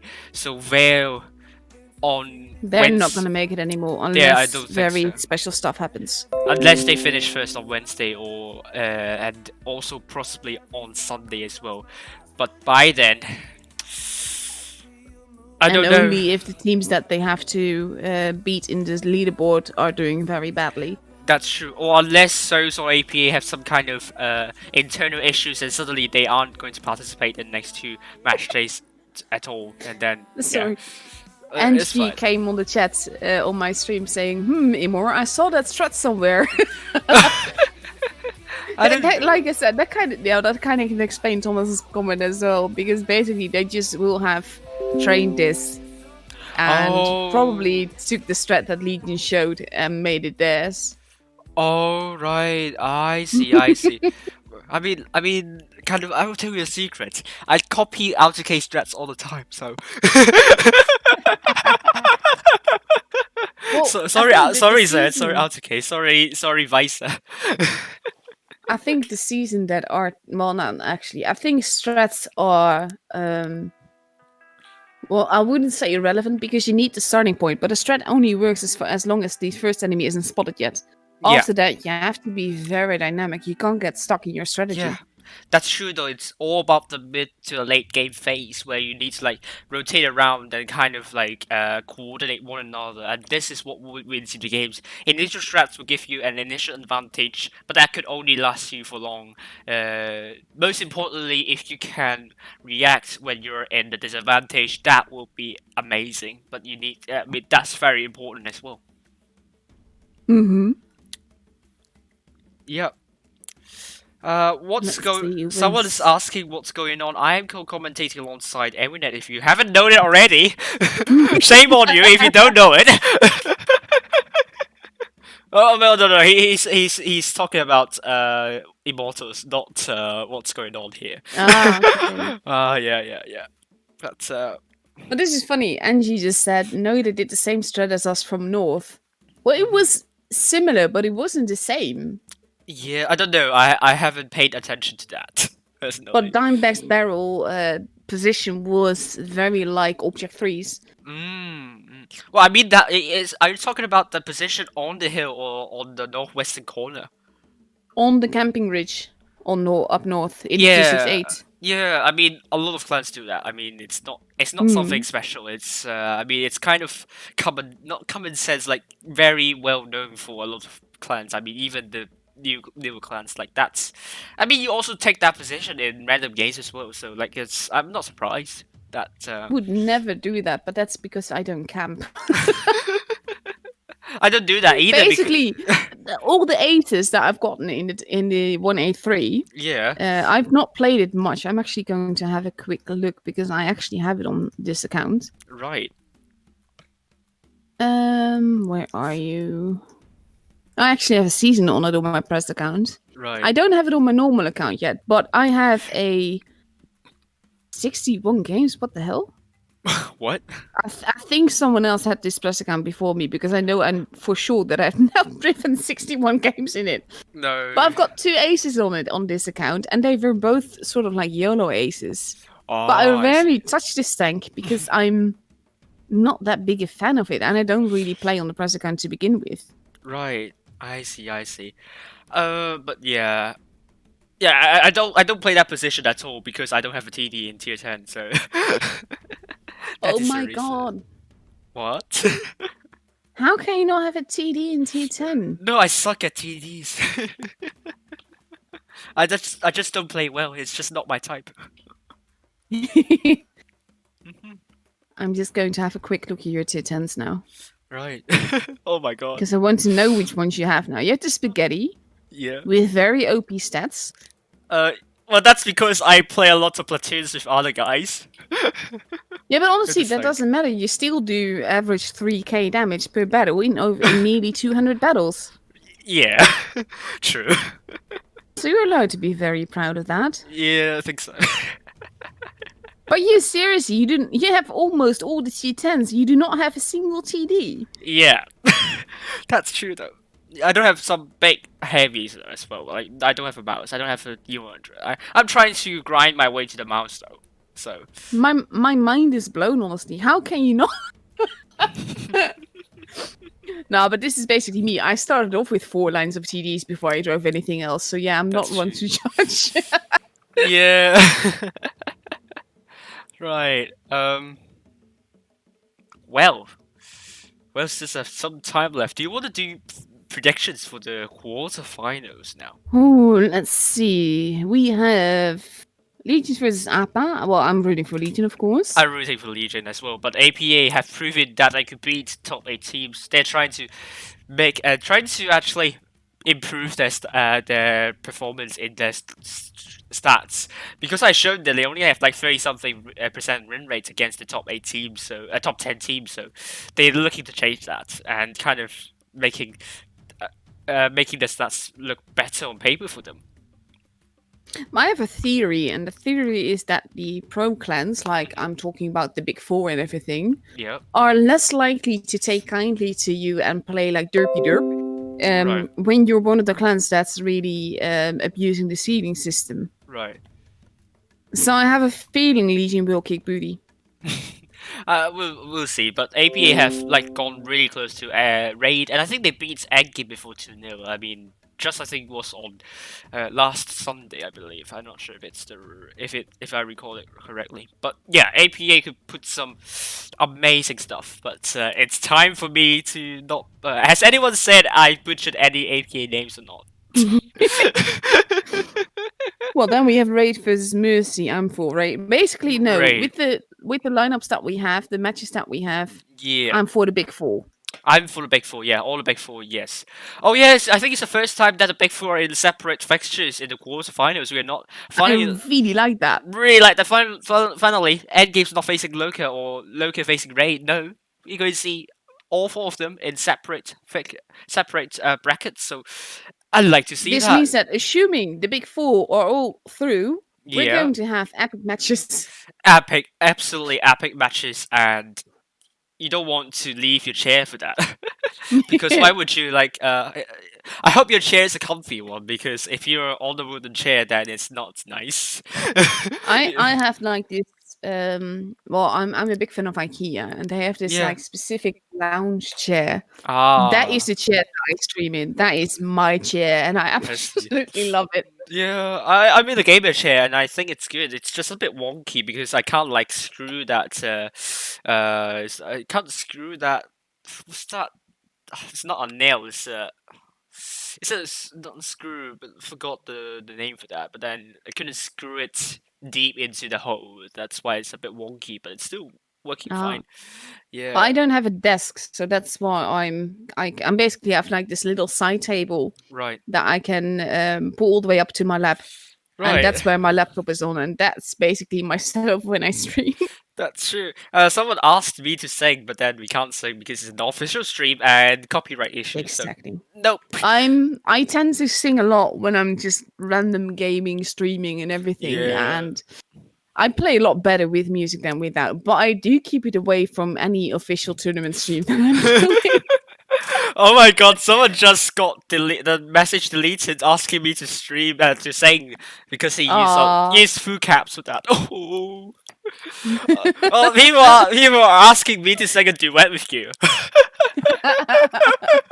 Well, like I said, that's not happening. Not on No, the no, tournament streams. If no, we ever no. do like a normal random stream, yeah, sure, we can sing. Yeah, of course. Yes, yeah.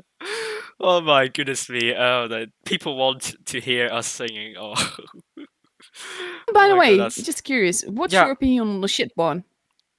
4 or 5. I haven't played any Yeah. game on it, so I don't know. But like, I know that it has a really good clip potential and DPM. So I think it just requires a special way of playing. It's just like every 4-2-2 where it it cannot play well. It cannot be played well when you're in most of the situations you're in. You just need that specific situation to make it work. And I think it would be the same for F005. Yes.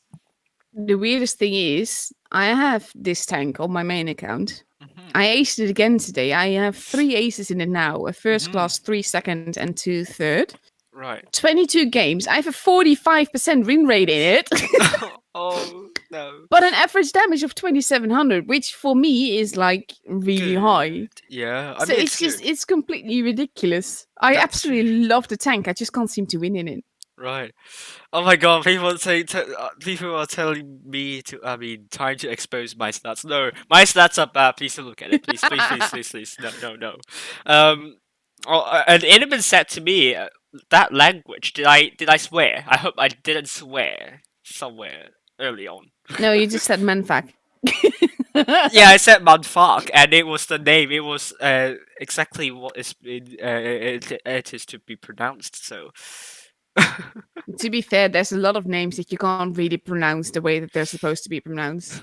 Yeah, I think one of the names from say is like Internet W Vashivnyaka, which hopefully I didn't butcher that name. I mean that was a really hard name to pronounce. Sorry, I was into names, so sorry.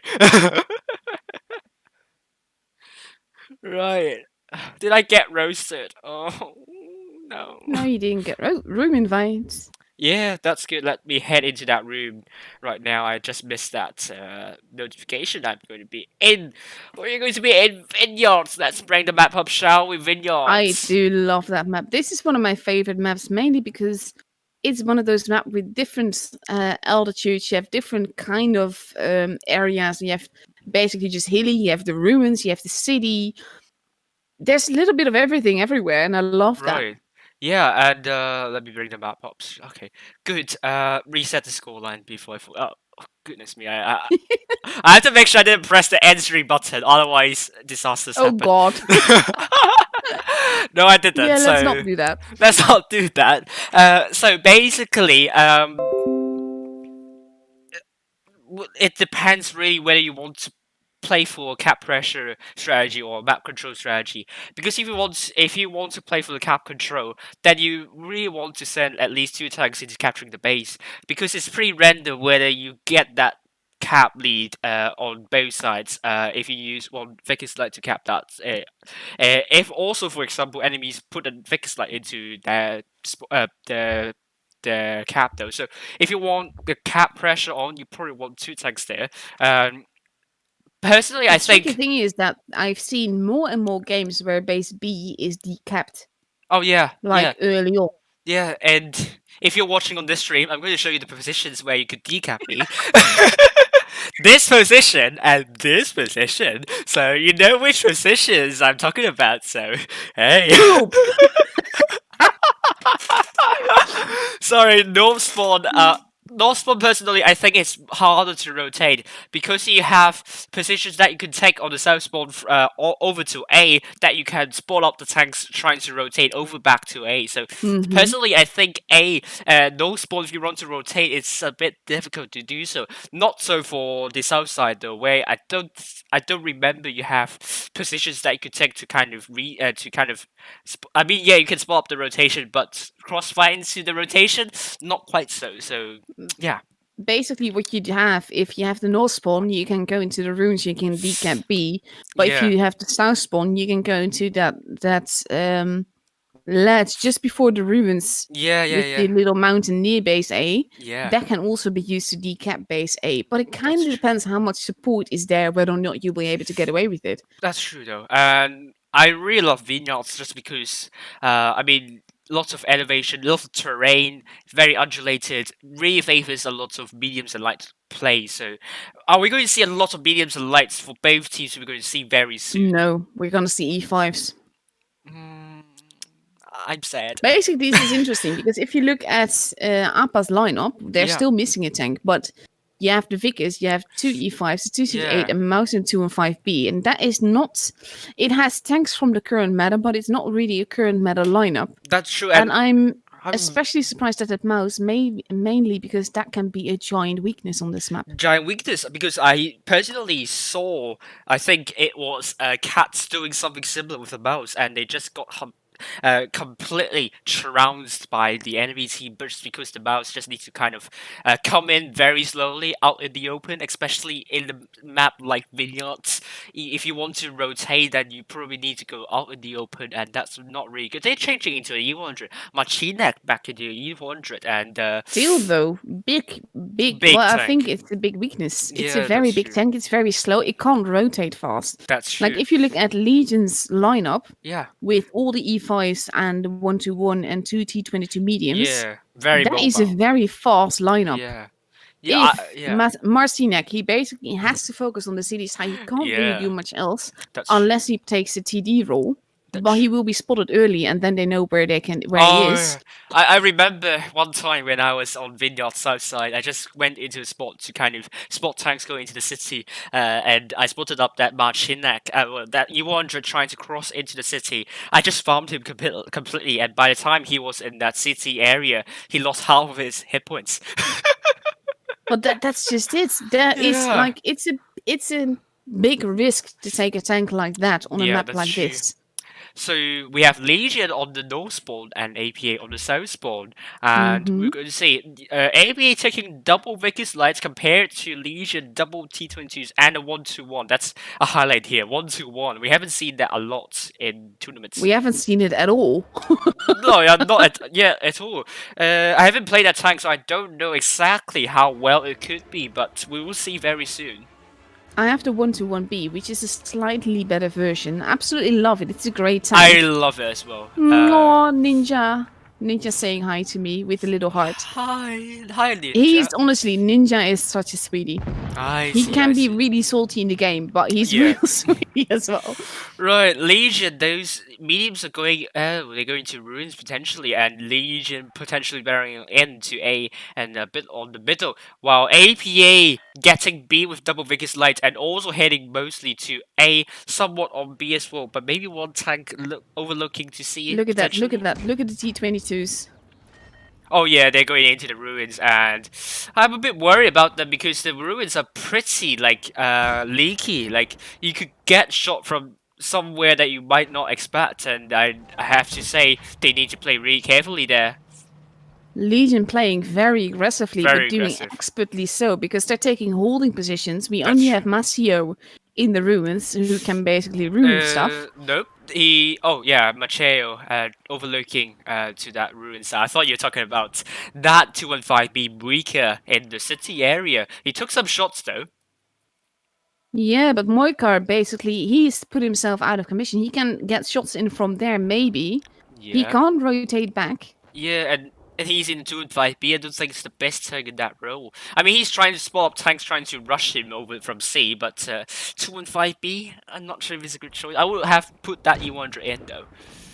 Dakuda's getting himself into trouble here. Right, now we're going to see a push from APA. Oh, Ninja! Oh Ninja man, has been oh deleted just now. yeah, Dakudas is going to get run over by Vickers here. that's true. And the E5, he's not going to live long, and he can't really do anything about it. No, I don't think so. But I think Legion, they need a counter push because now Darkunitas is also dead. He puts in favor of Legion, but they definitely need to make something out of that because AP potentially might have a better position. But now Thomas and Zerd, Sin is these two being legends are going for Sin care of Nika. Oof.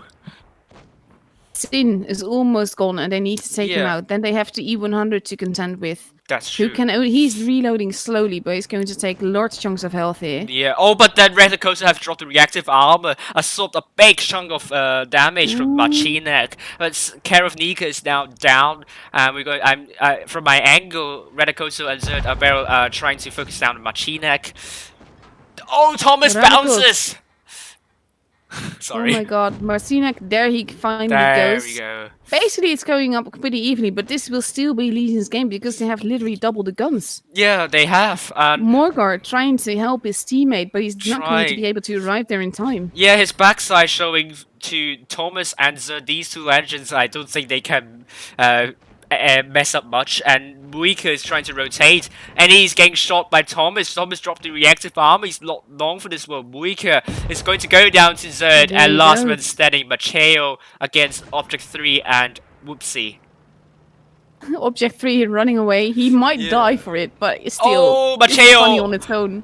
Macheo on the Set on fuego! fire. Yeah, he's on Oh, fire. poor lad. Oh, poor lad. Yeah, he's going to go down soon to Thomas. First game to Legion. What a good game from Legion. Oh my god, I just can't believe it. Like, I think what went down horribly for APA is, I think, Ninja rushing out in the open and seeing Care of Nika didn't support him totally. I think they didn't expect all of Legion to be where they were. Right. I think they thought they had more people more in the middle, like between the Yeah. B and C places, Right. like in those little dips there, because that is where they usually go. But when you have a mobile lineup like this, you don't need to be there. Yeah. You just I don't know what to say, but like you just have to give credits to Legion for working out the crossfire and exactly where Ninja is. Poor Ninja, really. But I don't think we're going to see AP dropping that E100. I think Machinak is now going for E5 instead. Now AP going with quadruple E5s. Yennefer still taking the T22. Okay, he dropped the Vicky's like in favor of the T22. But now Legion Object 3 taking the 50B is going to be the only 50B for Legion, That's or going to not. be interesting. Interesting, to say the least. Whoopsie, is he going to take another 50B? He's not ready up yet. No, but he still has 40 seconds to do so. But we see it APA now with T22, 1 Vickers, 4 E5s and 2 and 5B. So they dropped the E100, which I think is a good call. I think it's a good call because this map's just too open for a slow heavy. But they're keeping the 2 and 5B. And I understand with the basically the DPM that the tank has and the hash potential and everything. Mm-hmm. But it is still a bigger risk, in my opinion, to take than the E5. Right. Yeah, that's true though. But then it has a really good gun, and we'll see if Weaker can work with that. But Legion yeah. AMX50B, 3 E5s, IS4, Vickers, and a T22. That's true. Someone said the example I was quoting, it was Cats versus RN, I believe, on the Asia server. That Cats took a mouse and just got completely annihilated because he was too slow to support the Cats. Yeah. The forces trying to rush the Cats forces. So that's why I don't like a super heavy on vineyards, because large and open, so not what exactly. Lots of ways to cross over and losing a lot of HP very, very quickly. Yeah, Legion on the south spawn, they're going for mostly to B. Whoopsie and Dakuda is going for B, while AP on the north spawn going mostly to A and also somewhat to B. Ernest capping A, but I think Legion will cap lead this time.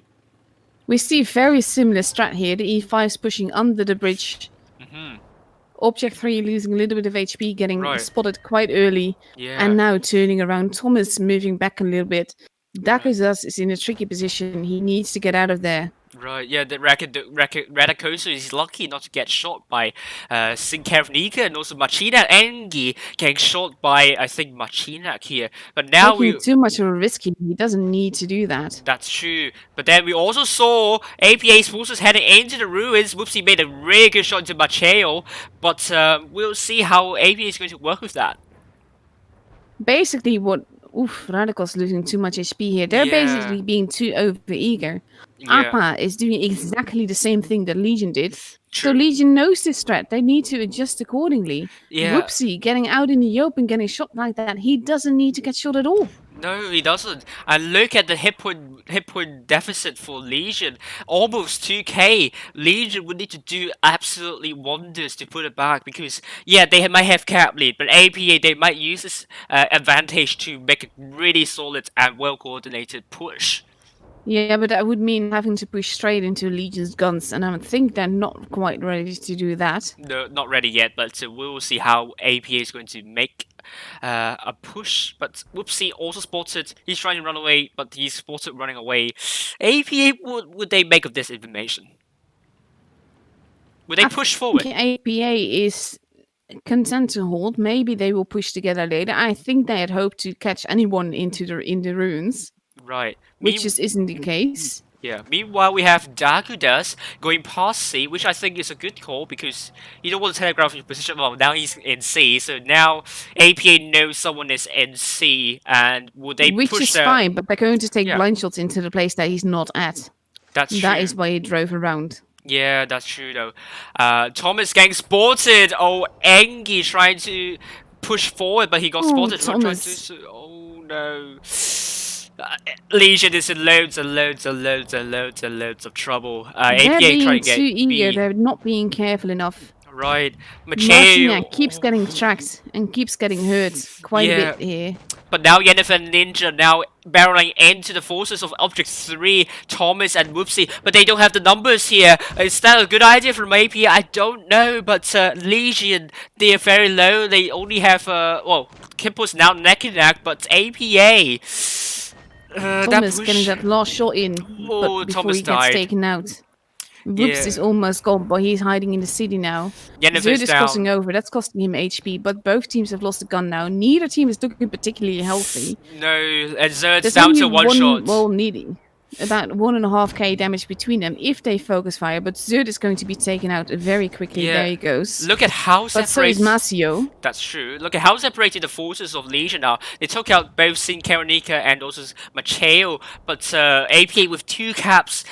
The Legion definitely need to kill all the tanks here. It's now 3 vs 4 to APA. Very, very close. Whoopsie a one-shot. Ernest trying to come in to shut down Whoopsie. Is he going to kill that tank though? Whoopsie has to get out of there. He knows that he's going to die here. Right. Ernest coming. not looking healthy. And Ernest got Object 3 Whoopsie. Sorry. has reloaded. Yeah. There you go. And there you go. Ninja is gone. Ninja is It gone. is a very close game. Very Base close C game. is being stolen. Yeah. They need to take out these tanks. Need to take out And they need to take them out together. Dakuda's healthiest tanks getting pushed in. Yeah, Dakuda's Angie now also healthy. going. Yeah, I think they will kill off Muka sooner or later, but Dakuda's misses while crossing. Oh man, oh man. Legion needs to be extremely careful. Double tap from both Ernest and Muika. He manages to finish off. Ernest missing. Very vital here. Right, yeah, but Muika. Legion has it. Legion on has point it. because they killed the FE. Yeah, they killed Muika, and that was the kill they need. I was so worried whether like the cute it was it Angie? Yeah, Angie would he get double tapped by Muika and also Ernest. If they did, that could have been an APA win. Yeah, but I think that in this case it would have been as simple as if the Vickers hadn't run away to cap base C, they could have won. Well, true as well. Very, very fair point indeed, and it was close. APA. It was very close, but I think that this is going to sound really mean. I don't mean it that way. Right. But I think it was only close because Legion was split up. Yeah, Legion was so Legion separated. was too spread up. It was too spread out, and I mean APA. They showed us that they are not like they shown us they can be top 8 worthy, but they just need that oomph though. They just lack the final third basically. I think they could be top 8 worthy if they weren't abusing the seeding system. Yeah, and, totally. I think in this case, the only reason that they nearly won was because Legion was not in their usual we build upon each other positions. Yeah. Usually what you see with Legion, you have a number of tanks in the front line and then you have a number of tanks in the second line. Right. And they always manage to respond like instantly. The moment one tank is pushed, the rest can arrive there very quickly. Yeah. And with the position that Legion had this game, that wasn't the case. No. So that I think that is more why APA nearly won. Yeah. And on the other hand, we also have results coming on from Mercy against Endgame. Endgame won Mercy 2-0, and they are through to the semifinals. We're waiting the results of Loka against Souls, as well as the second team of Mercy against Raid.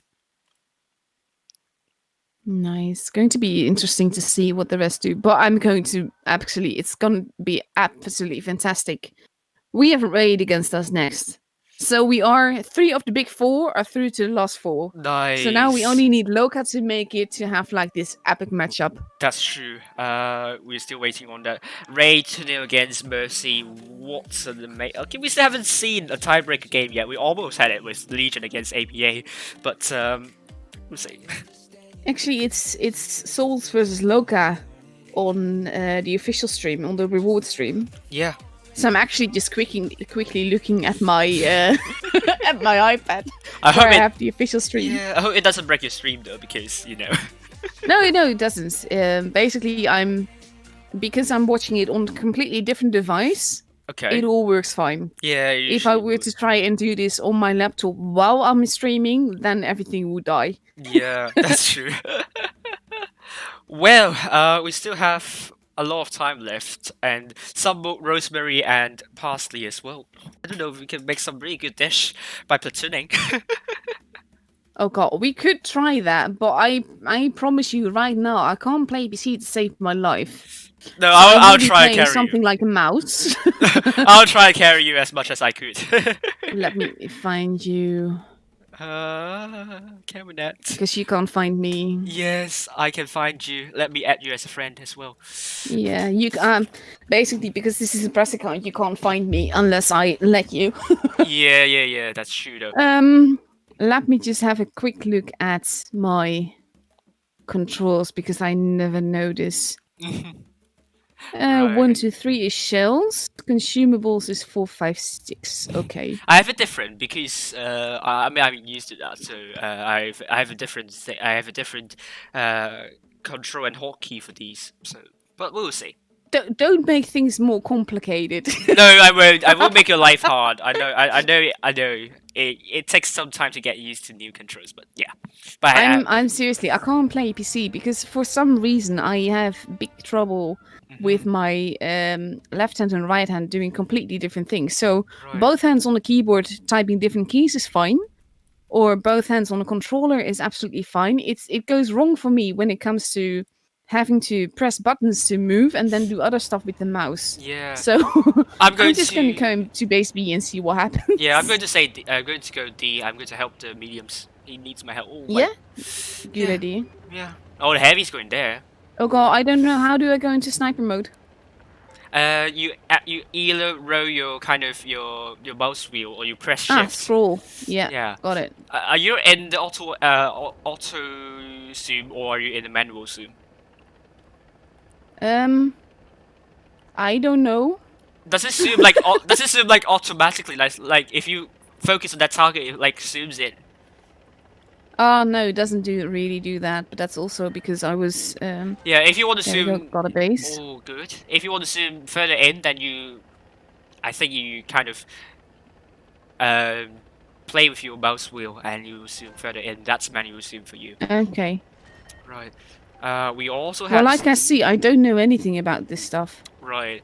Problem is, I think you're in trouble, so you need to be really careful there. I'm trying to help you as much as I could, but I got T57 heavy. In my line of fire, IS4 accuracy. Boom! There we go. Yep. Oof, you're down there, but oh, the ISA is going to die very soon. Hopefully you can survive as long as you could. Primary objectives is to survive. No, I'm fine. You're fine. That's good to hear. For now, I'm fine. Yeah, we're trying to rotate, but yeah, if you got rushed, then tell me. I'll try my best to help. Then I'll just die. It's fine. I mean, I promised you, I'm absolutely noob on PC, so it's all good. No, it's fine. It's fine. It's fine. I'm trying my best to help as much as I could. That is why we're in platoon. Exactly. Let's activate some adrenaline, shall we? Ooh, now my game is glitching. 1 versus 3. This is not good for you. Oh my goodness me, you're in loads and loads of trouble. Yeah, no, I am. But it's fine, it's fine. Just come and save me. I will try. I can't guarantee that I will be there when you're here. I bounced, that's not fair. Nothing is fair in this game. No, it's not. Oh my god, I bounced! Oh man. I died it.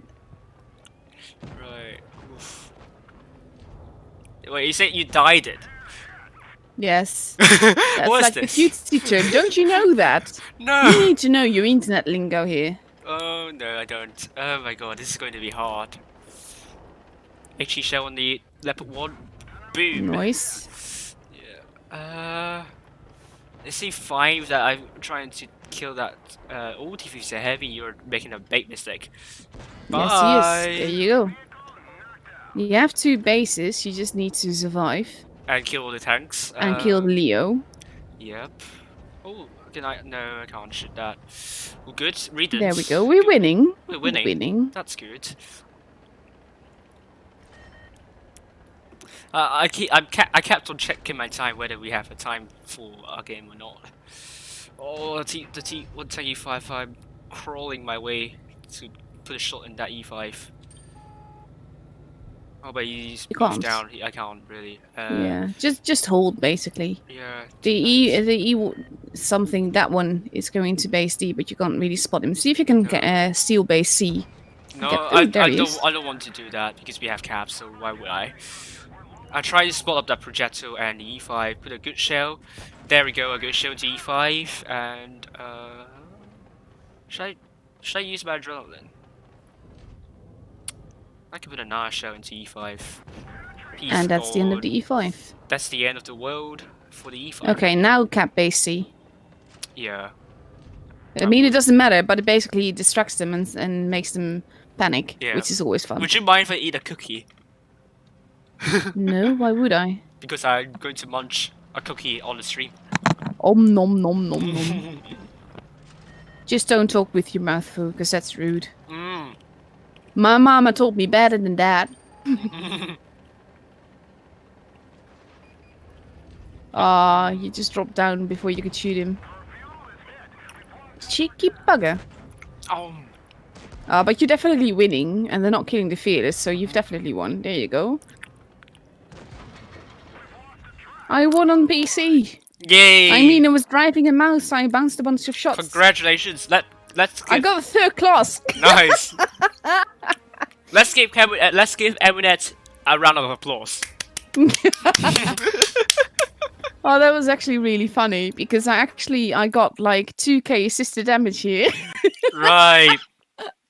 I'm going to check the results of Loka against So's. Loka 2-1 against So's. Oh, So's definitely... Yay, big 4 in the top 4. Nice. And fantastic. I mean, by no means So should be... I mean, they should keep their heads up high. They've gone really close against Loka, so... I mean, big 4 in the finally first time in the semifinals here for the games, definitely. I mean, you as well. I mean, who isn't? Honestly, if you're not here for the big 4, then leave the stream. Joking.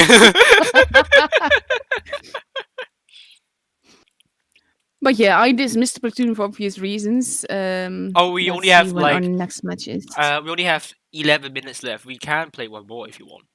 No, I'm not gonna risk it because I'm because I don't trust myself to find the way back. Right. If you don't mind, this is. If you don't mind, I will eat another cookie. Yeah, sure. Again, like I said, just don't talk with your mouth full because that's gross. But other than that, feel free. I don't eat during streaming, but I do have like a cough drop in my mouth throughout the whole stream. Just when one is up, I take another, and that's just to basically keep my throat smooth. Let's put it that way, so I don't start coughing.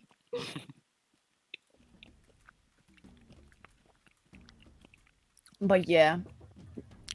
But I do love seeing these 4 in the top 4. That's going to be great fun.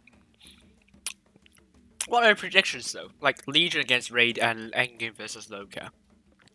I'm not going to make any predictions here because these 4, I doubt they will play seriously. For these 4, it honestly doesn't matter which what the order is in which they will end up. So I think that we're going to see some very big rush games, which is YOLO. Yeah, but then you also have Loka, who want to make use of tonight to cement their place in the top 8. So, because I think they are now 6th or 5th now, I don't know. I have to check. Have a quick look. They are now 5th currently with 35,348 cups. They overtaken Win, obviously. So, Loka, if they want to be in the top 8, they want to make use of this chance to first cement their place. Because who knows whether Loka is going to face again, let's say, Raid in the round of 16. They want to make use of tonight's good draw to further cement the place. I know, like, they are apart. They put a really good distance apart of Mercy by more than 3,000 cups, but they really want to make use of tonight. But that's the thing, though, because if Loka is the only team that actually wants to play seriously right now, that's not going to do them much good, because I think the other teams will still YOLO rush them. Oh yeah, that's true. We'll see. In the meantime, I have one guy being absolutely rude on my chat and then asking who banned him MF, basically, but then the full word. Ooh, so now he can't talk on my channel ever again. Yeah, banhammer. Basically, if you're rude on my stream, you're not going to be able to stay there. Yeah, that's true, though.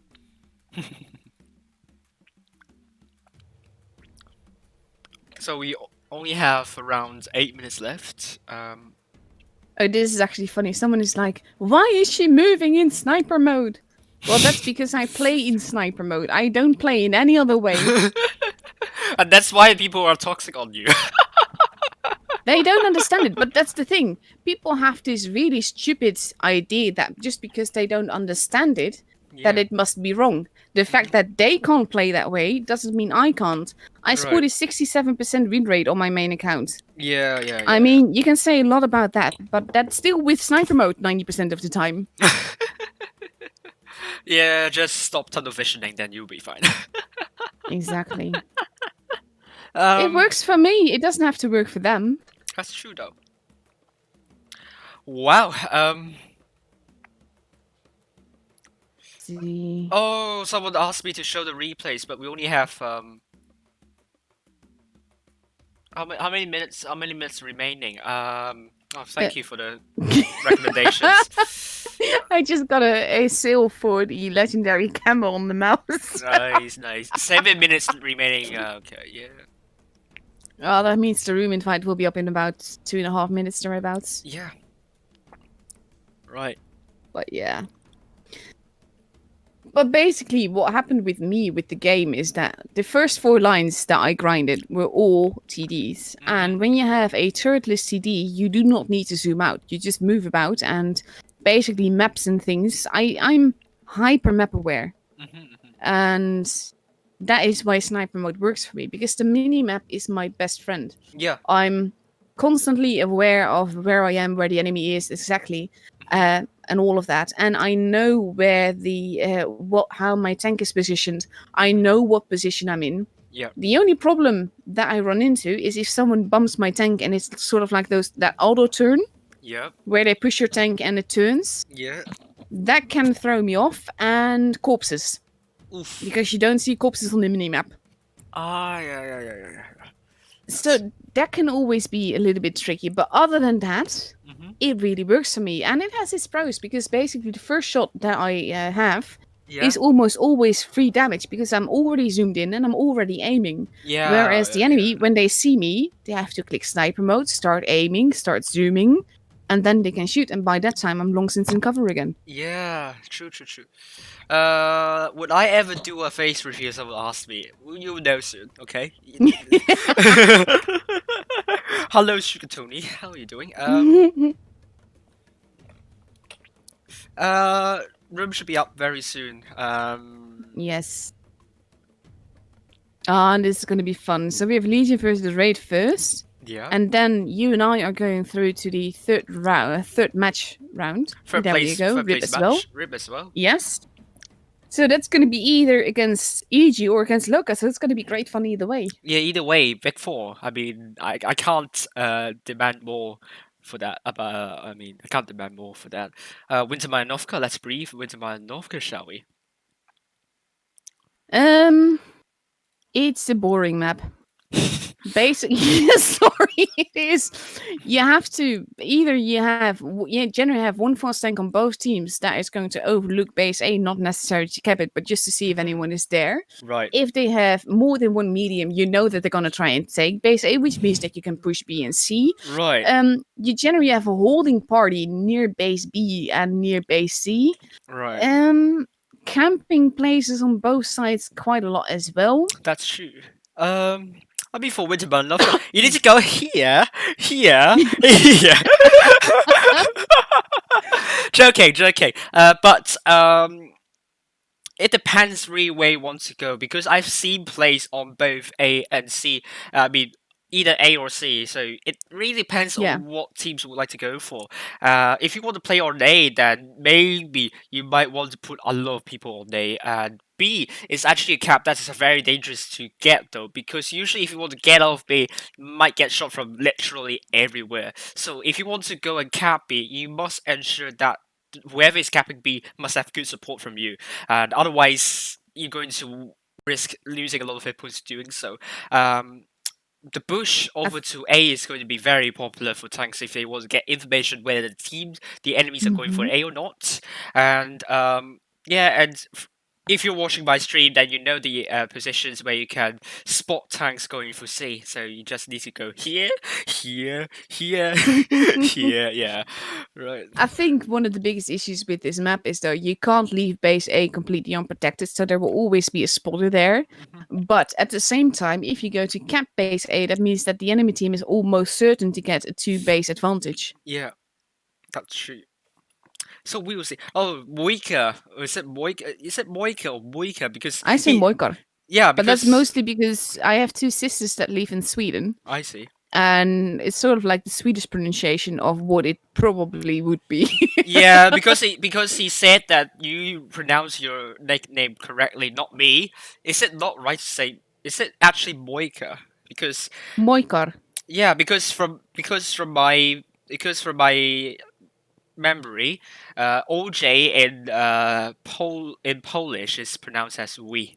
Yeah, so that's why I go for Muika or Muika, something like that. So something new to learn. Just confirm with me, okay? Because I might be wrong with that. Yeah. But in the meantime, both teams have readied up, and we see Legion with a bunch of E5s, 3 of them to be exact. Oh, there's some changes happening now, potentially. Right. So let's look at raid then, because we see 2 T22 mediums, we see a mouse, an FV205B, and 3 E5s. So that means that there's definitely going to be action around base B, because that's Yeah. almost always where a mouse goes. Yeah, that's true though. Will that mouse be the? I mean, he will be the mid shield, obviously, but. A play on B. I mean, this is going to be interesting to see how Drizzle is going to play. But a main mistake is that the mouse could easily get isolated. So that's something Drizzle need to be careful of. I mean, rest of the race team. But then if mouse get rushed, then this is the job of the mouse, and then Raid's going to push the other side anyway. Legion ready up now with Object 3 the E5 alongside Zerd and Vanessa Kate or Vanacoin, Engi in the mouse, and Redicoso in the Wardred. Double T22 played by both WoTB and Dakudes. So basically, we have 2 T22s versus 2 T22s, potentially with a backup of a speed boost E5. But with the E100 and the mouse there, I think that there's going to be a lot of action around base B and C. Agree. A lot of action around base B. But the T22 medias will be very important to kind of run around the map, and if whichever T22 squads have better flanking maneuvers or crossfire, I think that team will win. So I think the key to win this one would be the T22s from the lineups we are seeing right now. Let's go. Let's go and see what's going to happen. I'm not even sure they're going to be sending someone to base A with this lineup, to be honest. I have a feeling that they might just go B, C altogether and leave A for what it is, just to have the gun advantage on top. I would disagree. I think there will be some play on A, just because it's like a cap that you want to get. I mean, it's easier than C, I suppose, but A, I don't know. We'll see. But now, look at this. Look at this. E5s are going to go along with the T22s, but that is happening on both sides. Yes, and Engi and Redicoso are going for B. Drizzle, what is he doing? Where is he? I can't find him. He's defending very defensively on the spawn. But now we already saw Dakuda spotted, WoTB spotted, Zerd, Object 3 spotted, Sick shooting Vanessa Kate. Taking a little bit of damage already. Yeah. Oh, JP taking some unnecessary hits though. But now Raid are going to make a push with Playmaker OG and also Toby, and WoTB and Dakuda will be trying to hold them off. This is basically like a brawl. It's not there yet, but it's going to be one. It's going to descend into entropy so quickly, though. Like I said, we're not going to have like a patient tactical game here. Look at this. We have 5 guns pushing onto 3 guns. Yeah, and that's not going to go well for Raid. Yeah, I feel the heat is getting higher. They're still being careful. Oh, but Legion's already rushing in. They are going to circle around those E5s. Playmaker is getting the focus out of the all attack stage. As is Toby. Toby does not have to stand back. He's disappearing faster. That's true. JP is trying to shoot the mouse in the middle, but look at this. Just HP bleeding away all around. Yeah, and Playmakers hang on desperately, but I think he's going to go down very soon. Toby hang on very precariously as well. Both tanks go down. OG's JP next tank. Is next in line. Yeah, and then we have, on the other hand, Engie ramming money dude 1042 and he's down. Oh. Oh my god. Yeah, and I think Engie's stuck here. Engie. Oh no. Oh my god, you must see this. Engie. Look at Oh my this. god, he's Oh really my stuck. god. He's so stuck. No, he's getting out. He's getting out. Yes, he got out. Oh, he's going for going Sick. to have Oh, yes. And Engie's going to kill Sick. Yes. Yes, and now there's only Drizzle. Like I said, we can't expect serious gameplay No, anymore we right can't. now. We can't really. It's just for shits and giggles, really. Yeah, that's what you see. Drizzle's now down. First game to Legion. What a dominant performance by them. Oh, it's a shame I missed that run because I was still focused on the other quarter. Yes. But hey. Oh my god, that was so good. I was like something. Oh, a warning was issued to one of the players after my camp complained. So, ooh. it's something that I don't see often in the on the EU server. However, right. We're going to see It was a very fast, fun game. Yeah, it was. It is. We're going to see some changes potentially now. Raid going with Money Dude back in the E5 alongside OG and Sick playmaker in 215B. Drizzle's going back in the mouse and Double T22 is going to be played by Toby and JP. On the other side, Legion Whoopsie, is he going to remain in the T22 or is he going to do something else?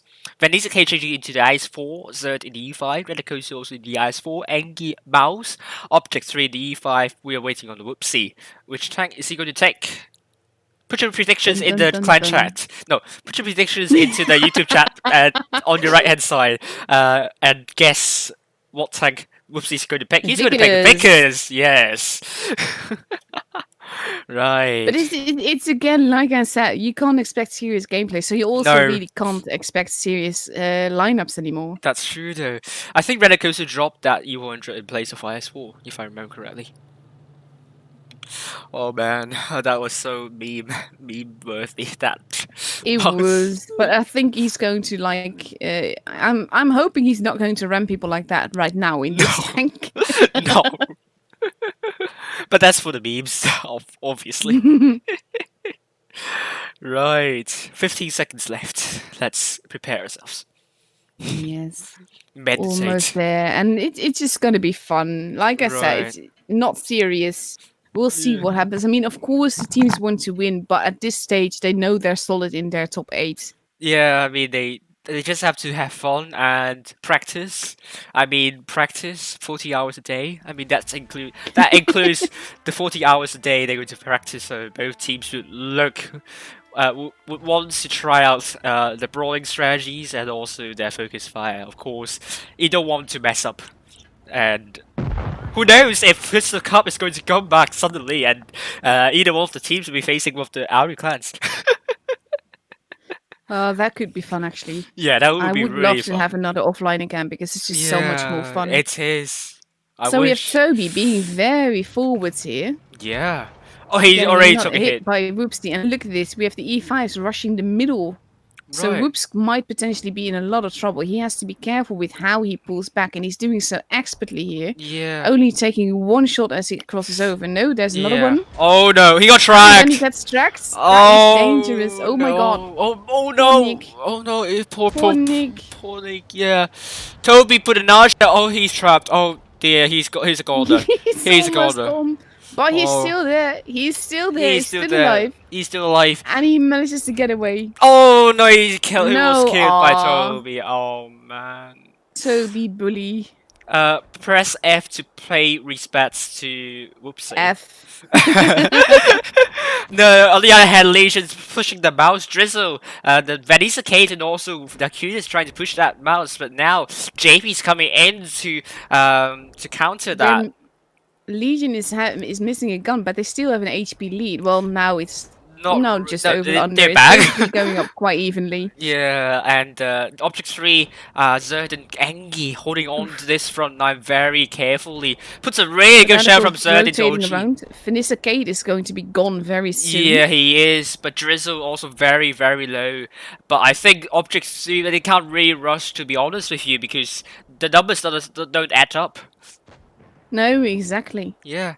And Raid is now playing pretty defensively, but now we have JP in a lot of trouble here. Yeah, Zer's coming in aggressively to try to shut down Together with JP. Dakidas. Together with Akudas, obviously. Rekakoso may be able to come from the backside of JP. He's They going kind to... of have to. There it goes. Yes! Object 3 is actually the one that does it, but Radicals is going to lose health just crossing over. That's with true. the rest of Raid. Oh no, the putting up backside a of good fight. Rekakoso. Oh man, he's going to He go is down. absolutely He is.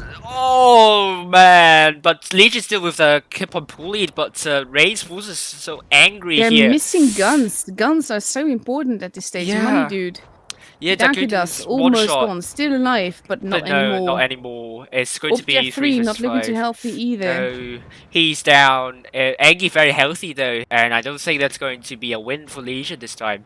No, Raid, this is definitely for Raid. definitely for Raid. Whoopsie. I'm not sure if he actually should have run earlier, but I don't know. But he was just so unlucky with that track shot.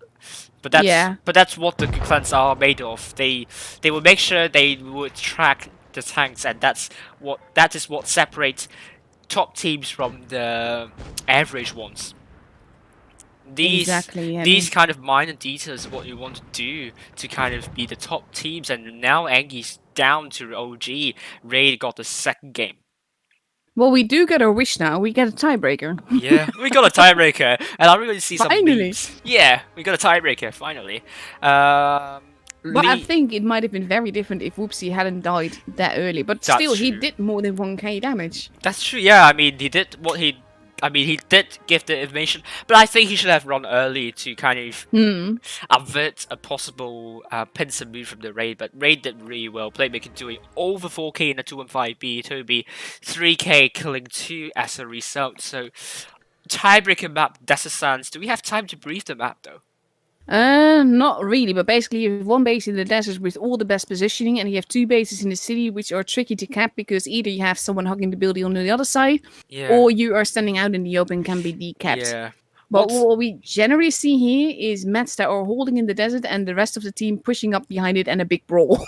Yeah, it's a big brawl for the desert area. I don't recommend going to the city side because yes, capping B is going to be difficult. But this is like that's the minor of the major thing, which is to defend the cap lead if you have cap lead over to B and C, because you have a lot of corridors to defend, and the corridors pretty broad, so that means enemies are able to kind of coordinate with one another really well, and we seldom see a win over to from the B and C side. So we're going to see what's going to happen for both of these teams.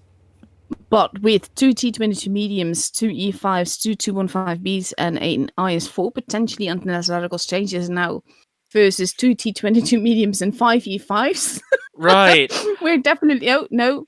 The IS4 is changed to an E5. We're definitely going to see a desert brawl here. Oh no, we saw an agony out in the official server. Phoenix, one of their players, their game crashed during the game. Yeah, we saw that. Really? Patrick guy. Is it him? But then he crashed. I believe he was the one that basically drove into the rock and stayed there for a while. Oh, yeah, but I mean, even if he didn't crash, it wouldn't make any difference, to be honest with you. Let's see. Right. Onwards to the desert brawl. Onwards and upwards. Let's head up to the helicopter. I would be very surprised if we got in any way a tactical game here. Right, yeah, I mean, let's hope. Let's not lose all hope. We have actually T22s crossing into the town rather than the desert, and the heavies, except for Radicals, Raid into the desert. Yes, Raid respecting the wildlife while not knocking down any of the palm trees and staying close to the red line. Really good call from them. That is a very good point, because a lot of people forget that. But if you knock down a tree, your enemy knows where you are. And the direction of the tree falling could also make some good information as well, because if it's knocked towards the rails, then you know that the mediums are going to the city side, while the heavies, if they knock down the trees over to the A side, then you know the heavies are going to A. Exactly. Yeah, that's why Legion has a base advantage. They're going to have a point advantage by about 1 tank's worth of points. Right. Raid is capping A. Right, yeah. But they're probably wondering, this was not what we expected. And to be fair, this was not what I expected. No, not at all. And That's why you should respect the palm trees on distance. You don't want to give information. Exactly. Palm trees. Oh no, I saw not palm tree here. Sad. No, Legion. Those 215Bs and E5s are holding at the spawn very carefully. I think they are the spawn basing. They're spawn basing. They're doing some spawn baiting here. Zerd going a bit more aggressive. Legion with these heavy tanks are rotating around. What do Raid they is have in crossing mind? back into the town right now. Yeah. But this is the thing. We have Dagadas in a reverse side scrape position right now. Yes. And I think that now Legion is crossing into the desert. So far, they are unspotted doing that. Right. And I think they're going to push into Raid's ass here. And that's going to be fantastic to watch. Yes, but Dakudas, I think he has sixth sense here. He's running away, but he doesn't spot any tanks of the T22. No, but they know that they're going to be there. Yeah, so he has some sixth sense. Really good idea. And now Raid rushing down the bridge. They're going to shut down Dakudas here. He needs to get No, safe. they're not. That No. can just run into the desert. Yeah, so now Raid is in BNC. This is really funny, though. This is a run-around game. Right, yeah. But now Raid would have Cat Lead instead. Oh no. Very barely, though, and they've lost a Barely. little bit of HP doing that. That's There's true. about a 1k advantage for Legion right now. Right, Zerd A little missed. bit more now. Yeah, but Zerd missed on the JP, and JP made a really good shell into Zerd.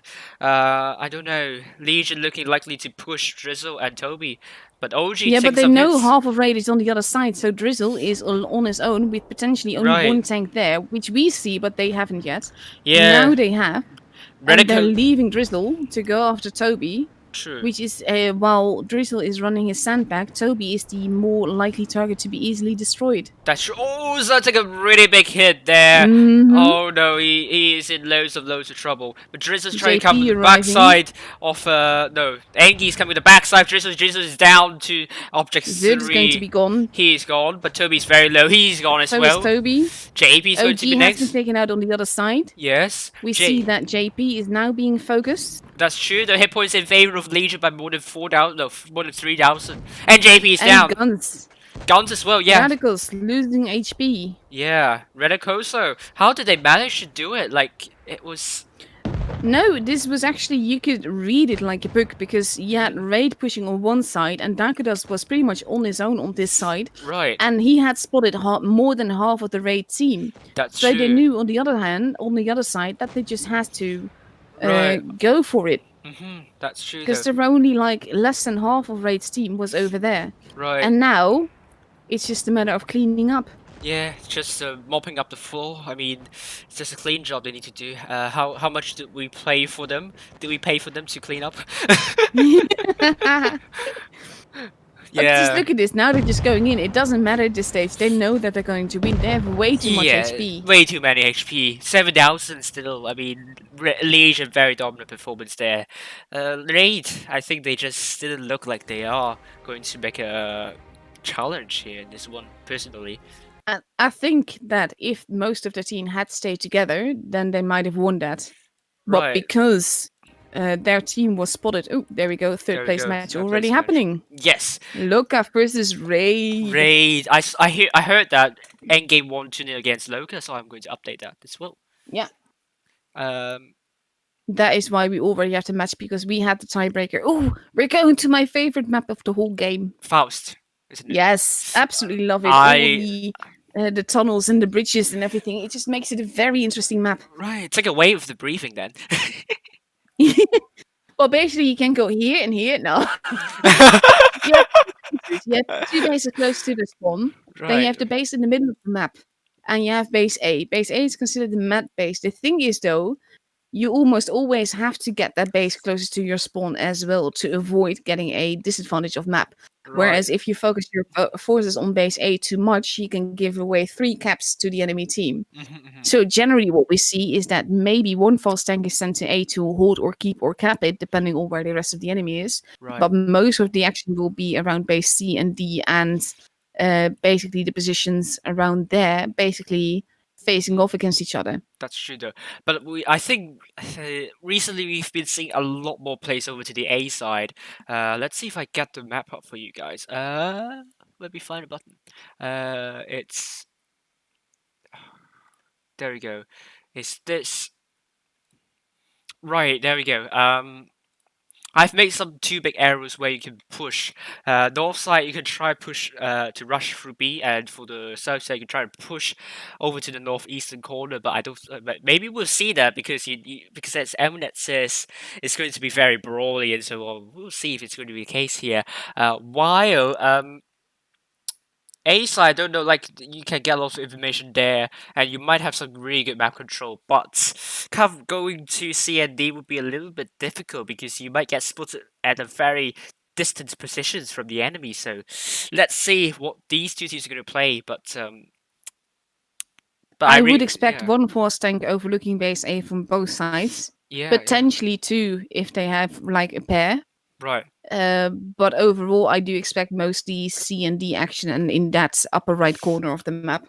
Right, that's true. I got a ping from my moderators. I don't know what's going on. Oh dear. Yeah, no, it's just me No, this is funny. They in the meantime, yeah. Sorry. Sorry. My chat is going, I think, a brawl at A, straight into a brawl, and now they're saying, "Where's the brawl? We know exactly what stage of the battle they're in now." Right.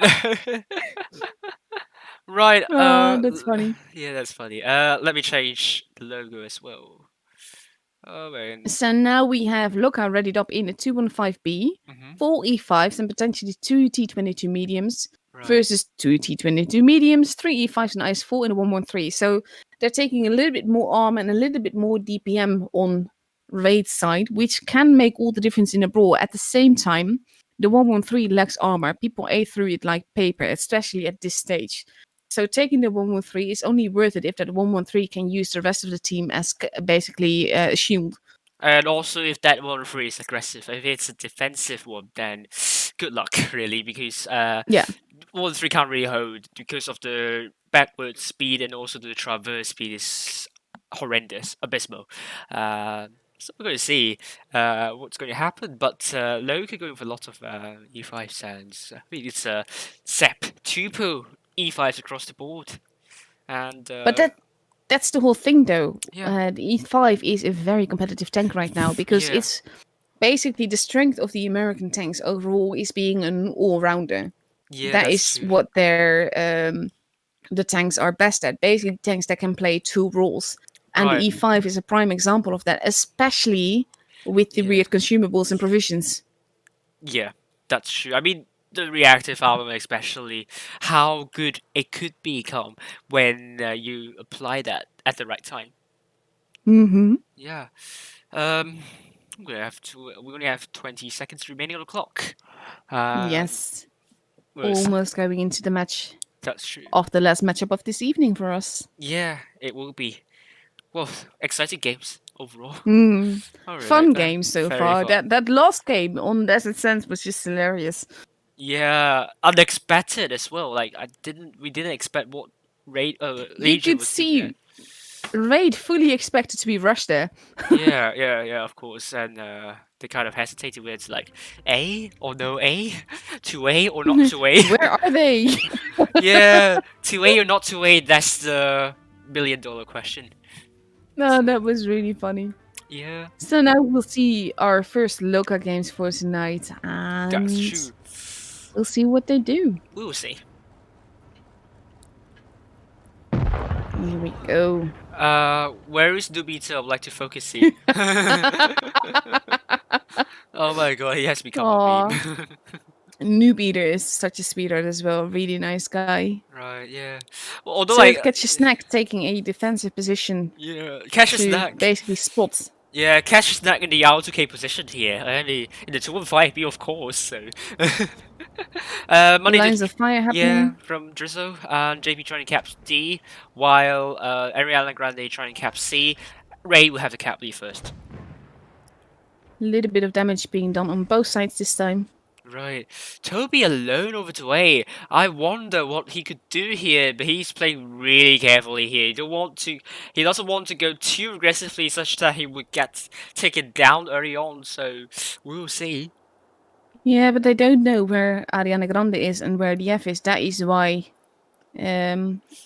Toby isn't doing anything yet. Yeah. But now we have JP slowly coming there as well, so I think they're going to try and cap. But doing that might basically provoke Loka into just going for a rush. Yeah, that's true though. That's what happened to Raid And when... here we go. Yeah, here we go. Loka Speed barreling boost in. has been Dropped. activated. I'm not even sure they're going to go for a brawl. They might just be taking the base. No, they're going for a brawl, obviously. Survivor They're going 99 for Money Dude. and they're going for Money Dude. Oh, a bounce to Money Dude. No, Survivor 99 puts a really good shout there. Money Dude pulling back. Raid knows something's going on, and they're going to respawn to that. And 5 vs 3 there on the other side. Double T22s maybe looking to shut down the F. No, but they don't know he's alone. They don't know, really, yeah, but they don't have a lot of information. But Raid, if they know, they need to make use of this opportunity. But now Exactly. Raid, yeah, exactly. Raid F holding, rotating back. yeah. Look But at this is the thing. They know the T22s. At least Loka knows where the T22s are. So I'm not entirely certain why they're not pushing. that's true Because though. right now they're just exchanging some shots. And look at here from my perspective, Raid horizontal straight line really good, but Loka stratified. So if Ooh, they're doing Raid, it differently. Loka is rotating back to take Yeah. out the T22s. that could be a good idea though, because it could be a numerical advantage for Raid. Raid trying to run away. I'm going to head over to JP. Is he going to run away safely though? Potentially, Yeah, yes. he is. He's way too far. But this is also put the rest of Loka at a disadvantage on the other side. That's But true. Raid is not capitalizing on that yet. Nope. They just want to chip the hit points away. I think that could be a good idea because you don't want to. I mean, at this point, you don't want to make too many risks because you have a cap lead. I mean, you don't need to make unnecessary moves. Neither of the team has a cap lead though. Only like a split second for Raid, and that's not going to be enough because then it will go into a draw, I believe. Yeah. Or it goes by HP, and in that Yeah. case, Raid. Raid would win. But now Loka is capping base B, which is a very smart move. Very smart move, and he's capping. I mean, getting shield from his backside, and I don't know what Toby and JP are going to do here. Are they going to make some rotation back? Now Loka has an advantage. They have the point advantage. They have a base advantage. The advantage will get ever bigger, and that's Yeah. very important. As long as they can hold these two bases, Ariana Grande and DF rotating back. Yep. Apparently, voice has crashed for some of the Loka's players. Oh, that's not good. Nope. I didn't see anything on the raid side though, so maybe Sig they're is fine. arriving at the back, Right. Oh dear. and we have Spitfire turning around to try and deal with that. Immediately, we see now Raid is making a push. That's true. And Playmaker is going in. Let's go to his perspective from my stream though. Playmaker is trying to put a shell into Ariana Grande, but I think it's a bounce. He receives a shot from Ariana Grande. Raid's push potentially debunked. And Yeah, look but this is a half push. They're not Yeah. committing to it. No. And that is the problem with all field pushes. yeah, If that's you true. don't commit to a push, you're not going to be able to get to make it work. That's true Because though. now Raid is losing quite a bit of HP. Yeah. Loka has been able to regroup. Yeah, but still hit points neck and neck, so Loka doesn't want to drop their guard here. And now Playmaker and Drizzle coming in to push Spitfires, Spitfire. showing the side armor to Drizzle, and he's a one-shot. Ariana Grande puts a good show into Playmaker, but he dropped the reactive armor, and Spitfire's down. But all the same, point-wise, Loka still has a big advantage. Unisex has to be careful though. Catch a Snack now arriving, basically keeping them in a crossfire, but Edgar is not looking too healthy. Unisex down. has been taken out. Toby trying to get They B. need to focus fire. They need to fire at the same targets, and they're not doing that. No, but on the other side, JP won the brawl of 1 vs 1 against the T22, killed the F, 3 vs 6, Raid have the caps, have the hit point pool advantage, and also the numbers, the tanks, number of tanks, but Cash Snack trying to barrel in into Drizzle. In this case, Loka had all the advantage, even when Raid was pushing, and they basically dropped the ball. Yeah, that's true though. I mean, Loka making massive mistakes, rotating back out in the open too much, losing too much HP, not focusing on the same target. right, Even now, yeah, Ariana Grande and Catch a Snack fighting two different targets, not helping each other. that's true. And Ray got the first game. Yeah, definitely, especially now with 3 bases. Even if Ariana Grande somehow miraculously manages to survive, which I doubt is going to happen, Right. but all the same.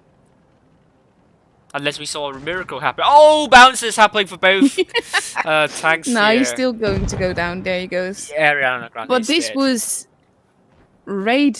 I mean, this was a pretty chaotic game. It wasn't beautifully played by either team, but Loka really dropped the ball with this game. Totally. I think, yeah, I mean, Raid, that push was half-hearted, and Loki didn't really capitalize on that, and Exactly, yeah, they should have done that they should either have which done way. that. But also, when Raid then decided to commit to the push after all, Loka Yeah. didn't respond. Yeah, Loki didn't respond at all. I mean, at that point, at that moment, I think Loki's forces also somewhat separated. I mean, the T20s lost the brawl on the other side as well. And I think there was an E5 getting shut down at a very exposed position, so Loki still has lots to do. I mean, if they want to cement their status as a Big Four clan, they need to show them they are a Big Four clan. They can do it. They definitely Yes, can do it. That's true. But we'll see. But still, not there. They didn't show it last game, at least. Nope. But now we have Raid ready in a T22 medium, an IS4, 3 IS5, 3 E5, sorry, and a 113 versus a 215B, 2 T22 mediums, and 4 E5s. Right, did you say IS5? I did, yeah. Oh. Basically, I'm getting. It's late. I'm tired. Oh, yeah. I brain burped. Amunet's jaded. His brain just cut the cheese. So Loka, Loka quadruple E5s. Did you say that already? I don't know. Yeah. Everyone, yeah, I did say that. But this is basically just the general lineups that we see. These are the tanks that we'll be seeing a lot of, and I think in this case, the 113 is the old egg out. Yeah, general lineup, no pun intended. Right, let's get my transition up. And here we go. Here we go. Into potentially the last game of the evening for us. Yes, it is. Hopefully not, because we want tiebreaker. We want to get some excitement going on. And Loka can then put it back. We'll see. Raid with slight hit point advantage there on the north spawn, south spawn Loka. Raid going mostly to CND, Loka. Same idea as well, DF maybe going for... No, he's going for B potentially. We see Ariana Grande going into the cap, but Loka sticking closer to the to each other this time. Right. And DF potentially, yeah, he's going to the bush to spot, but he might be dropping into base B as soon as they know where the rest of the raid is. Right. And I think they will want to get an early point advantage here. That's true. Ariana Grande got D very early on, but JP only managed to get it later. And now Ariana Grande have allowed Loka to have a cap lead, and DF is rotating around. Let's see, we have Toby at the back taking some blind shots into bushes where there's no one at. Yeah. And Raid is rotating back around. I think they're expecting people to be at base A, or they want to take base A. That's also a possibility. But Drizzle might be in low. But I think they don't expect... Yeah, Drizzle might be in world of pain here because Loka now barreling in into C, and Drizzle, is he in trouble? Not necessarily Drizzle. I would be more worried for Sick, but he's currently holding very well. And now most of Raid has rotated back, and basically we have a similar position that we had last game. That's true. So this is not going to be that interesting to watch. I don't know. Oh, Ariana Grande back to B. Ooh, he's coming B. Yeah. On the same side. That's the same thing that happened last game as well. Yesterday. But now, yeah. Raid is now also capping base A, which is going to even things out again. But Loka will have a tiny point advantage again. That's true. Still loads to play for, and it's turning out to be a dull affair at the moment. But like right now, again, Loka is on the other side with most of their tanks, and that can be very dangerous. Raid is not responding to that. No. Even though they know that at least 2 of Loka's tanks are near their spawn base. Right, bear in mind, Raid has more than 1 hit point advantage. They want to keep on chipping away the hit points of Loka so that they can make a really good and solid push.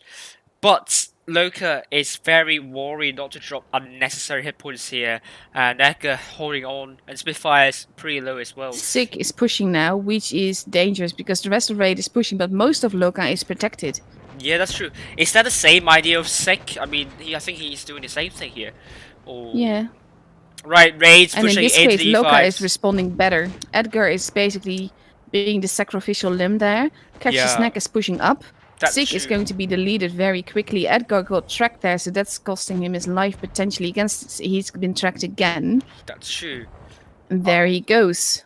Catch Snack needs to go. Now we have potentially. Ariana Grande arriving at the back, but immediately takes a hit. Raid having expected that. Both teams lost a gun. That's true. HP-wise, Raid has the advantage. Point-wise, Loka still has the advantage. Playmaker is almost gone. There he goes. Yeah, and But pushing against so many tanks is dangerous. Very dangerous, but I think Loka, would they have the advantage? They still doesn't have the hit point advantage, so potentially Raid might come off top, but they need to make sure those T-22s need to come in as soon as possible before Loka is able to pincer these two tanks here. Well, I'm seeing at the perspective of Cassius Neck or RG. OG has been taken out, and now we have Drizzle that is basically in trouble, but Survivor is not looking too healthy either. Neither is Ariana Grande. There's a lot of low HP targets all around. That's but true. The money dude is going to be taken out first. He's the first. There you go. Yes. And finally, we have Loka with the cap lead, and Survivor has been taken down. I think the T-22s of Raid might have come too late, and Toby's taken down as well. They have. And now we have the E5s, Unisex and Spitfires at the back, but all they need to do is survive to ensure their victory. Yes. They're now pushing in because they can murder JP together. That's true. And that will basically make sure now Loka has won. That's true. With that lost kill. Yeah, going back to the tiebreaker. Exciting, exciting. Yes. Yes, yeah, I think the T-22s from Raid side just stayed at the back for far too long, and if they have come in to support, because they have the hip-hop pool lead, I think things could have turned out much more differently. That and Loka was much more prepared for the push this time. Yeah. And they stuck together rather than split up, and shot the same target, which also helped. We helped massively, and now we're on Black Goville, the map that is the best for rotations, I think. Like, initial threats is like not putting a lot of help to that team, to be honest with you, because like this map is like my weakest map in terms of leading. Like, I tried a lot of strategies, but never do I have a strategy that works every time or something like that. And that means it all depends on the mid to late game phases. Yeah. So we'll see how it goes. There's still a lot of heaviums on both sides, basically. We see Loka now in the 215B, 4 E5s, 2 T22 mediums, versus 4 E5s, 2 113s, and a Vickers. So a lot of mobility, a lot of not so heavy armor, but DPM definitely there. So, yeah. But I like the Locust lineup more in this case because double T22, the mobility, and Black Goville are such an open map, and that would make it a really good map for the T22s to operate with. However, it's a very big map as well. It depends. It depends a lot on where they want to go and what they're gonna do. Because in Raid's lineup, if they stick together or stick into positions to support each other more, they're a lot more likely to make it work with this lineup than Loka is with their lineup. Yeah, that's true. 10 seconds remaining. Raid on the south spawn, Loka on the north spawn. Are they not smart anymore? Are they still smart enough to beat Raid though? We will see in this one. It can go either which way, and I think that's also got to do with the fact that Raid will be taking this less seriously because of their position on the leaderboard. They don't need to show their best tactics. They don't need to die hard this. Yeah. Whereas Loka is also solid, but they can make their position more solid. That's true. For some reason. Okay, good. Let's head up high into the sky. I can't head up. Yeah, I can't head up. Oof. Raid, all of them heavies are going to see. The only Vegas light is going to just get spots up, but That's just to see. Yeah. Yeah, but then JP is not spotting up anything. Luca spread up a bit at the moment, and I'm not sure if JP that position is worth it to get the information for raid. No, However, he has the position and the time to run away, and he's going to the corner to spot yes, and get together with Toby, hold that line. yeah, Ariana Grande. Unisex Sorry, wanted Ariana. to get shot. Sorry, yeah. Sorry, Ariana Grande very aggressive in this position. He spotted up both Toby and potentially JP. No, JP is not spotted, but he has a bush, an excellent camo rating, and JP is Right. not stupid enough to shoot right now because that would give him away. They Yeah. can probably guess that there's someone there, but they don't know exactly how they're situated. So there you Yeah. go. Now JP actually shot, which means that now they definitely know that someone is there. Yeah. Ariana Grande not there to actually do the damage themselves, but just to point out, there you go. Ariana Grande actually clicked the map to show that there's someone there. So they know there's someone there in the bush, and they know who it's going to be. Right, and everyone took a necessary hit there, but his role is very important because if Ray is going to rotate back to their spawn, Ariana Grande is going to spot all of them. So I think Ray might be in trouble. Not necessarily. It depends on how they rotate on, because we have Catcher Snack and Edgar in potentially dangerous situations. Edgar is more safely where he is Right, than Catcher Snack, because Catcher Snack will have to move back quite a bit before he's actually into safe cover. that's true. The E5s, no, the heavy tanks of Loka are looking towards B. Shall Raid make a push over to B? They are there to reset their cap. And It's Raid, almost as if Snack heard me, by the way, because he's now repositioning himself into a safer position. right. However, Raid still have the hit point pool advantage, but they don't know what they could do in this situation. Loka seems to have a lot of map control. I They personally, do. yeah, personally, if I were the leader of Raid, I would be scratching my head totally into figuring out which position to push, because Ariana Grande there will be spotting up the tanks rotating to the spawn. If I push forward to catch a snack, something like that, I might not have the advantage. I don't know. It's just difficult to do. Edgar taking a big hit there. Yeah, Raid repositioning themselves. that's true. OG We have getting Snack spotted. moving. Yeah, Luca needs to make sure they don't drop unnecessary hit points though, because if they do, Raid would have would have less. And now we have Raid pressure, pushing yeah. into base B together. That's true. Oh, it's This is how they want to get the advantage, and basically Edgar and Catcher Snack can't do what they're supposed to be doing in that position because of Yeah. Sick and OG at the back. Yeah, so This is beautiful gameplay by Raid, to be beautiful. honest. To be honest, Raid's leader is much better than I do. Like I have no idea, but they definitely have an idea on what to do. JP might be in He's trouble being here. massacred. No, Yes. he's gonna be gone soon. But Oh. Raid has the bases now, so they have the advantage. Right. And now they're just steadily pushing into the middle of the map. JP is still live, even if barely. Right, and a track shot into Drizzle. Raid, 820 cap points. Loka, They need to make steal something. that base. They need to. Spitfires Spitfire going down. YOLO. And try to take out Drizzle at the moment. Survive a 99%. Really good shot to Drizzle. Spitfire will be putting a good HE shell. Yes, he does. And The Drizzle F is almost gone. Catcher Snack is losing a lot of HP. Edgar is Right. almost gone. There goes Edgar. They are grabbing base B, but basically if one of Loka dies, now there you go. Raid has it. Raid has it. Yes, with the cap leads. Oof. Loka couldn't reset B. I thought they could, but they couldn't. Simply. No, because they had Stick and OG, basically making it very expensive for them to even drive into a position where they could decap base B. It was beautifully executed by Raid. That's Because true. Loka had the map control, and basically Raid forced them to lose it. Yeah, force them to lose it, and that's how you coordinate a rotation. Like the crossfire, especially, you have someone going down to B at the same time. You have someone going to punish anyone trying to reset B. They've done it for that. They've done it. They know how to do it. They know how to deal with the situation, and that's Raid's experience coming into play here. Exactly. Both teams are very experienced. I don't think that you can say one team being more experienced than the other in this case. Nope. But basically, Raid, because they knew where Edgar and Catcher Snack were, Yeah. And because they knew where they had to be in order to decap base B, they Right. made sure that that wasn't a possibility. Yeah. So a lot of credits to Raid for their marvelous gameplay there.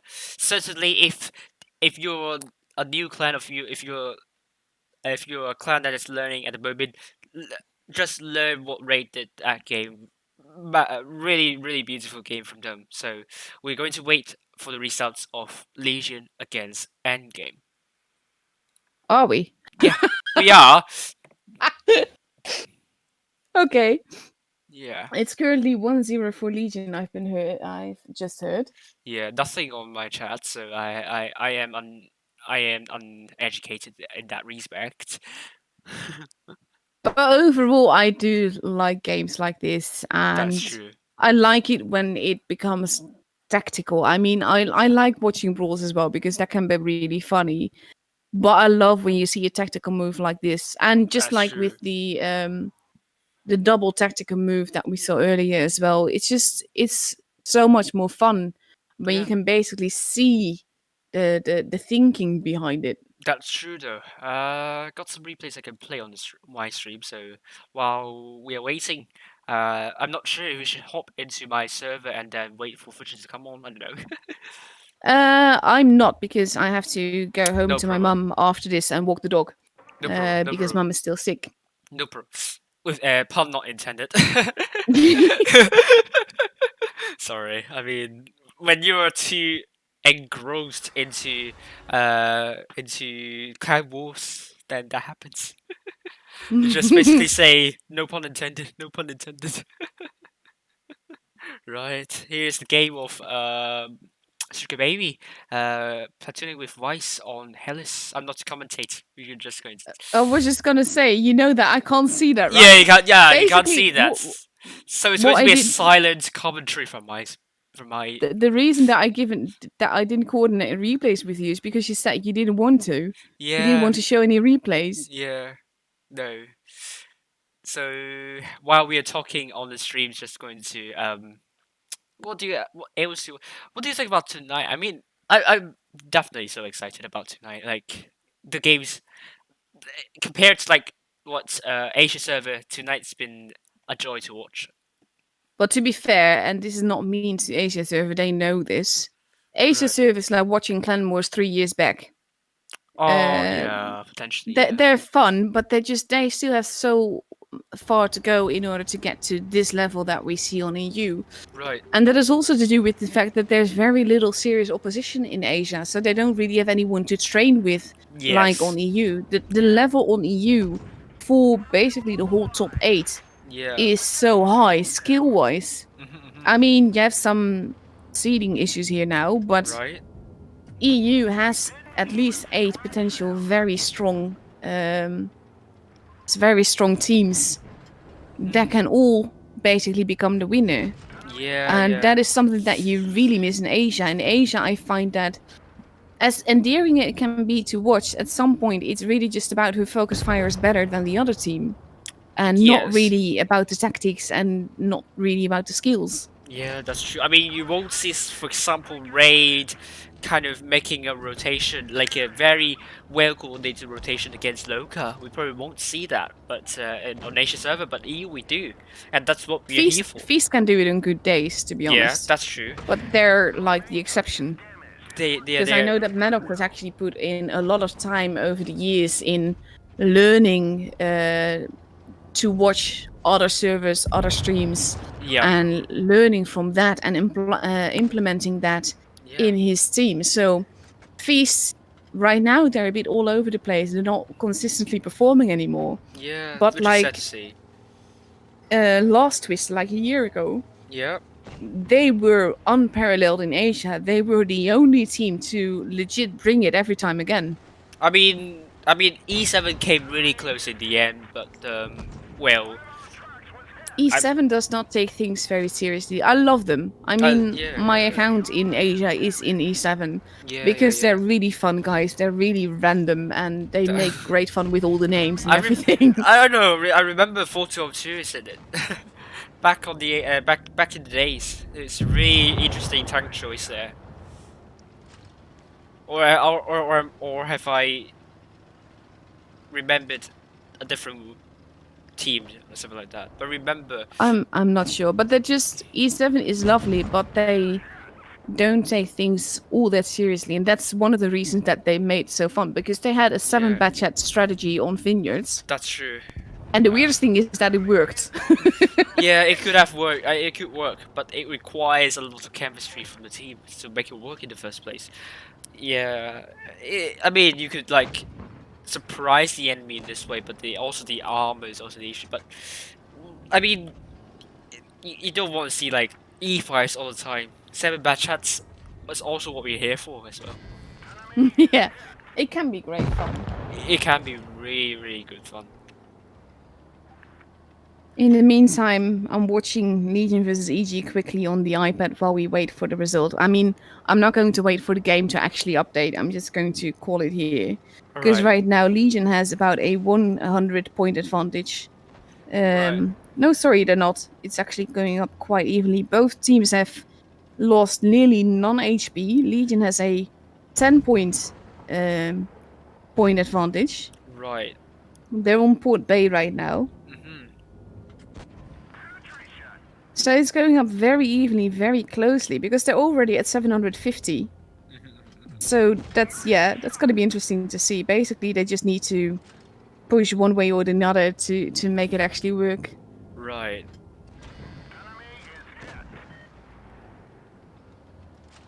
I don't know. At the moment, this replay, the sender has already done more than 6k of damage in Super Conqueror. Nice. Realistic battle, really nice here. I think I played this replay before. It looks also familiar to me.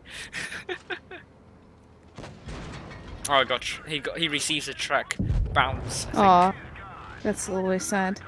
Yeah. No, It's I mean going up so evenly here. It's yeah. this is Fujit must have been ecstatic just seeing this. Right. Great fun. Yeah. 970 over 806, 850. Tanks are dropping left and right. It's 4 versus 3. Yes. And Legion has it. Oh, it's a 2-0 for them. 2-0 for Legion. Oof. Legion favorites in this entire season, honestly. Great fun though. Great I fun. mean, yeah, I've seen like only like the last minute of the match. Right, But that would have definitely been a match that is worth watching. right. So for my stream, that means I'm ending it right now. Thank No you so much for problem. commentating with me, No Jack. problem. Yeah, I mean, it's Great been fun. great fun. Yeah. Yes. And I'll see everyone later. I'll see you Bye-bye later. and have a Bye. great evening. Have a great evening for you too. Bye. So that has been Amaunet with me on the as the co-commentator. I hope you enjoy both of us co-commentate all together. Do tell us what you want to see more of you, what you want to improve on. Oh wait, she's still there. Yeah, of course I'm still here. I didn't leave voice. I just had to end my stream so that the delay can go off and everything. I see. Because I'm going to still remain here and see if I'm going to hop over to my server and then maybe we'll have a talk. But so far, let's see if I could update that. And maybe I have another replay that I could show on the stream while we are waiting. So with the current cup standings, with tonight's results, because you've been keeping track of things, yes. Is there any big difference? Anything that's basically an upset? Nope, I don't think so. I can announce the number of cups.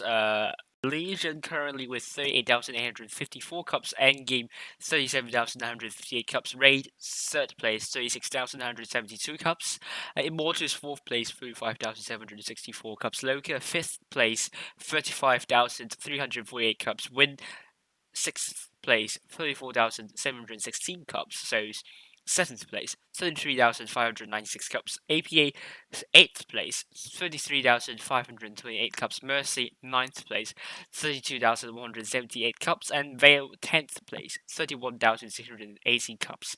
And my top 8 predictions will change tonight, and I think I'll put APA in and Vale out. Yeah, I think Phil doesn't really have a chance anymore. I don't think so. They only would have a chance if Appa and Souls do really, really bad. That's very true though. And let me also if all the teams are going to be playing for the next 2 match days, are we going to see a sure qualifier? Let's run the maths. Legion are through officially if they participate in the next 2 match days. So Legion is the first team through to the BlizzCon preliminary. So congratulations to Legion, very well deserved indeed. So they just need to make sure they register their team in the next 2 match days, and they will be in the top 8 for sure.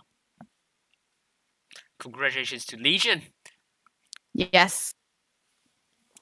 In the meantime, Patrick is the one that crashed. Yeah. But he wrote a big story about that in the tournament game. Yeah, that's true. That's true.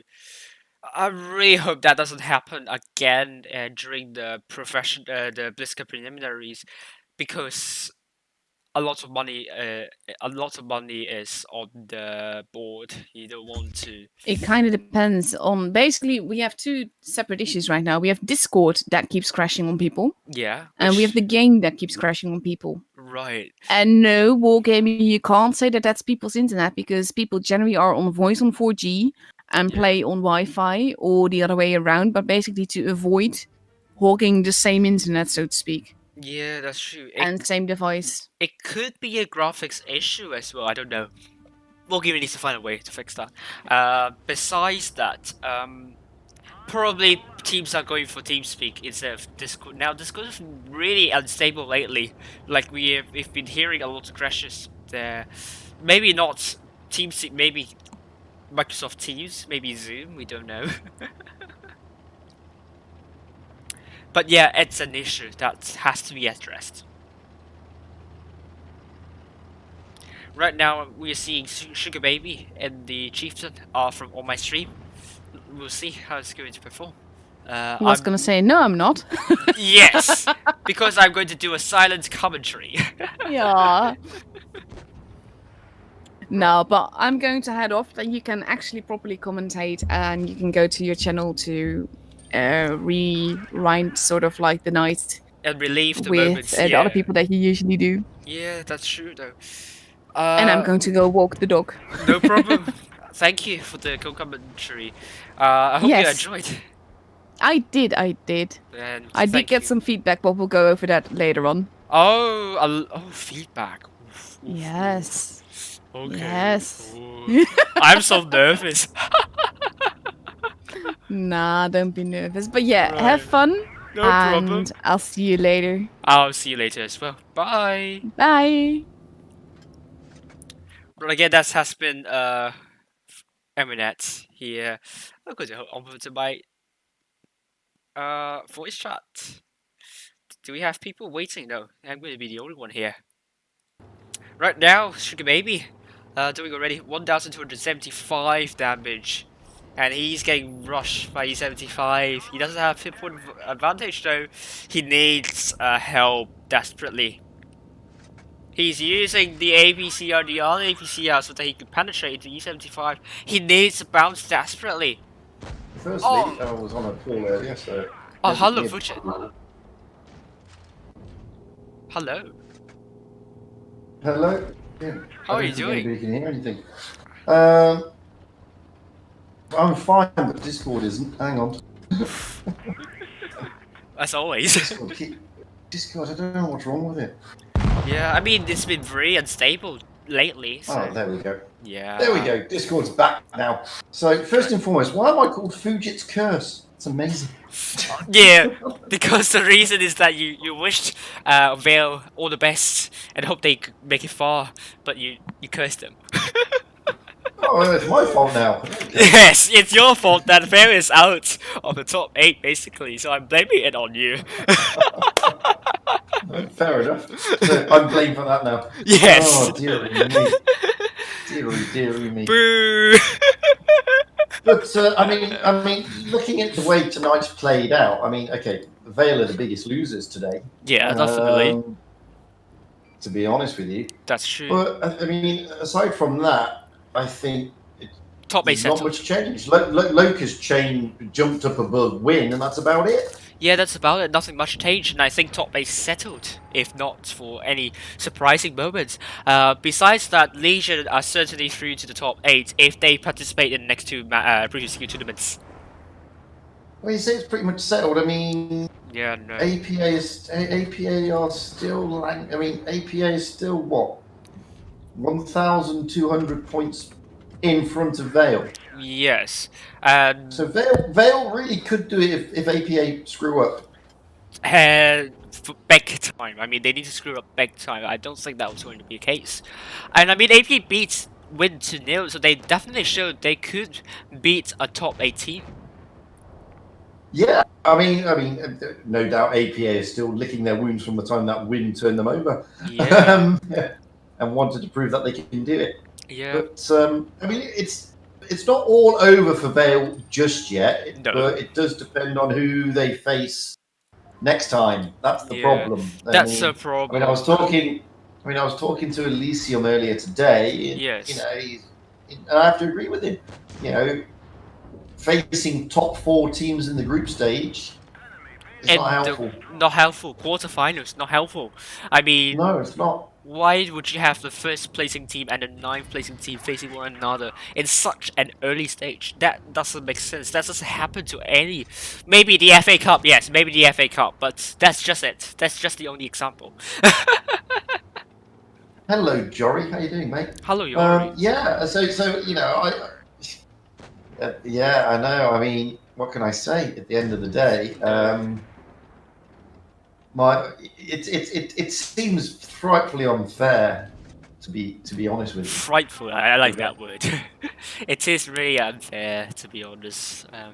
2 times. It's not just once. It's not just. Exactly. It's happened twice. It's happened twice. Where in group stages they get to the quarterfinals, then face the top 4 team when they themselves are in the top 8, which is bizarre. Bizarre. I mean. And then you get other teams who obviously went out early tonight. Yeah. Who are down, you know, again, not casting dispersions on those teams, but they're down in the lower echelon. Right. Getting through today because they beat 40% win rate teams. Yeah. And then when they came up, for example, when they came up against those teams in the upper echelons, they lost. Yeah. So, you know, this is what makes you scratch your head a little bit. That's true. How a team in the lower echelon gets placed against 43% win rate teams. Yeah. Into the quarterfinals to get to the semifinals yesterday. Right. Yet who are in who realistically in the top 8. Right. Get to play top 4 teams in their group stage. It just seems, as I said, bizarre. Frightfully unfair. Frightfully unfair. Ludicrous. Absurd. Anyway. Ridiculous. Yeah. Oh, hello, Daddy. So anyway, how was your evening tonight? How was it? It was really fun with Amaunet. We have some good moments, and it was very fun to watch. A joy, actually. Much better than the Asia server. Like we were like on the edge of our seats for a lot of the games, and like raid against Legion. It went tiebreaker. I think Legion just at times showed what they are made of, and of course you need to go back to the stream and watch Angie in the mouse ramming that tank down below and getting stuck there. But they won that game in the end very convincingly. I think with I mean, I didn't see those games obviously because I was with Loca and with Loca and Souls basically. Yeah, that's true. But I mean, Souls played well tonight. Yeah, they played well tonight. 1-2 against Loca, very close indeed. Yeah, but the second the tiebreaker, Loca showed their dominance. To be honest with you, I see. And the Souls, they didn't put themselves in a bad position. They just couldn't get a break, and the F was just throwing missiles all over the place. Oh yeah, and landing them as he does. Yes. Deadly accuracy. That's true. And he was in a great spot on Port Bay. They couldn't do anything about it, unfortunately. No. He had Ariana Grande in the Sheridan on the other side of the creek, where the T22s were trying to push through, and it was just a deadly crossfire, to be honest with you. Yeah. And there was nothing. There was literally nothing Souls could do. Yep. I mean, when the F is in his zone like that with his Sheridan, those missiles are just deadly accurate. Yes. Just simple as that. Definitely. So, but before that, when they're against TRA, I mean, gosh, Souls was showing how aggressive and dominant they can be. Yeah, that's true. And they were. Yeah, I mean, the games of Legion against Immortals second team, Legion just trouncing them totally, and even at one point saying. Even at one point saying Thomas, he thought he knew that strat of Immortals doing. Potentially, Immortals just doing Legion strat and doesn't know what to do with that strat. So. And then, I mean, that's all nice and well, but let's talk about that final because finals Legion against Endgame. I didn't see that, however. I was streaming. Oh no, you're doing third place. Yes. Loka against Raid. Yeah. Who won third place? Raid 2-1 against Loka. 2-1 against Loka. Wow. Yeah, it was. I mean, the second game Loka did well. I mean, it was much due to Raids, those T22 sitting in the back for far too long, and allowed Loka to regain the hip on pool lead. Okay. Yeah, but then Ray, the other two games, just the rotation, especially the tiebreaker match on Black Goldfield, it was a textbook Raid rotation that a lot of clans could learn a lot from them, and I was amazed. I was thinking Loka, that positioning, I thought Raid would be over, but no, Raid showed us exactly how you deal with this kind of situation when Loka has a lot of map control and push very far forward. Like if Raid rotated from behind, they are doomed. If Raid rotated in front, rotated forward, they are doomed. What Raid did, put 2 tanks into B, get 2 other tanks to destroy the tanks trying to decap B, and they won that. Really good stuff. Well, in the final, yeah.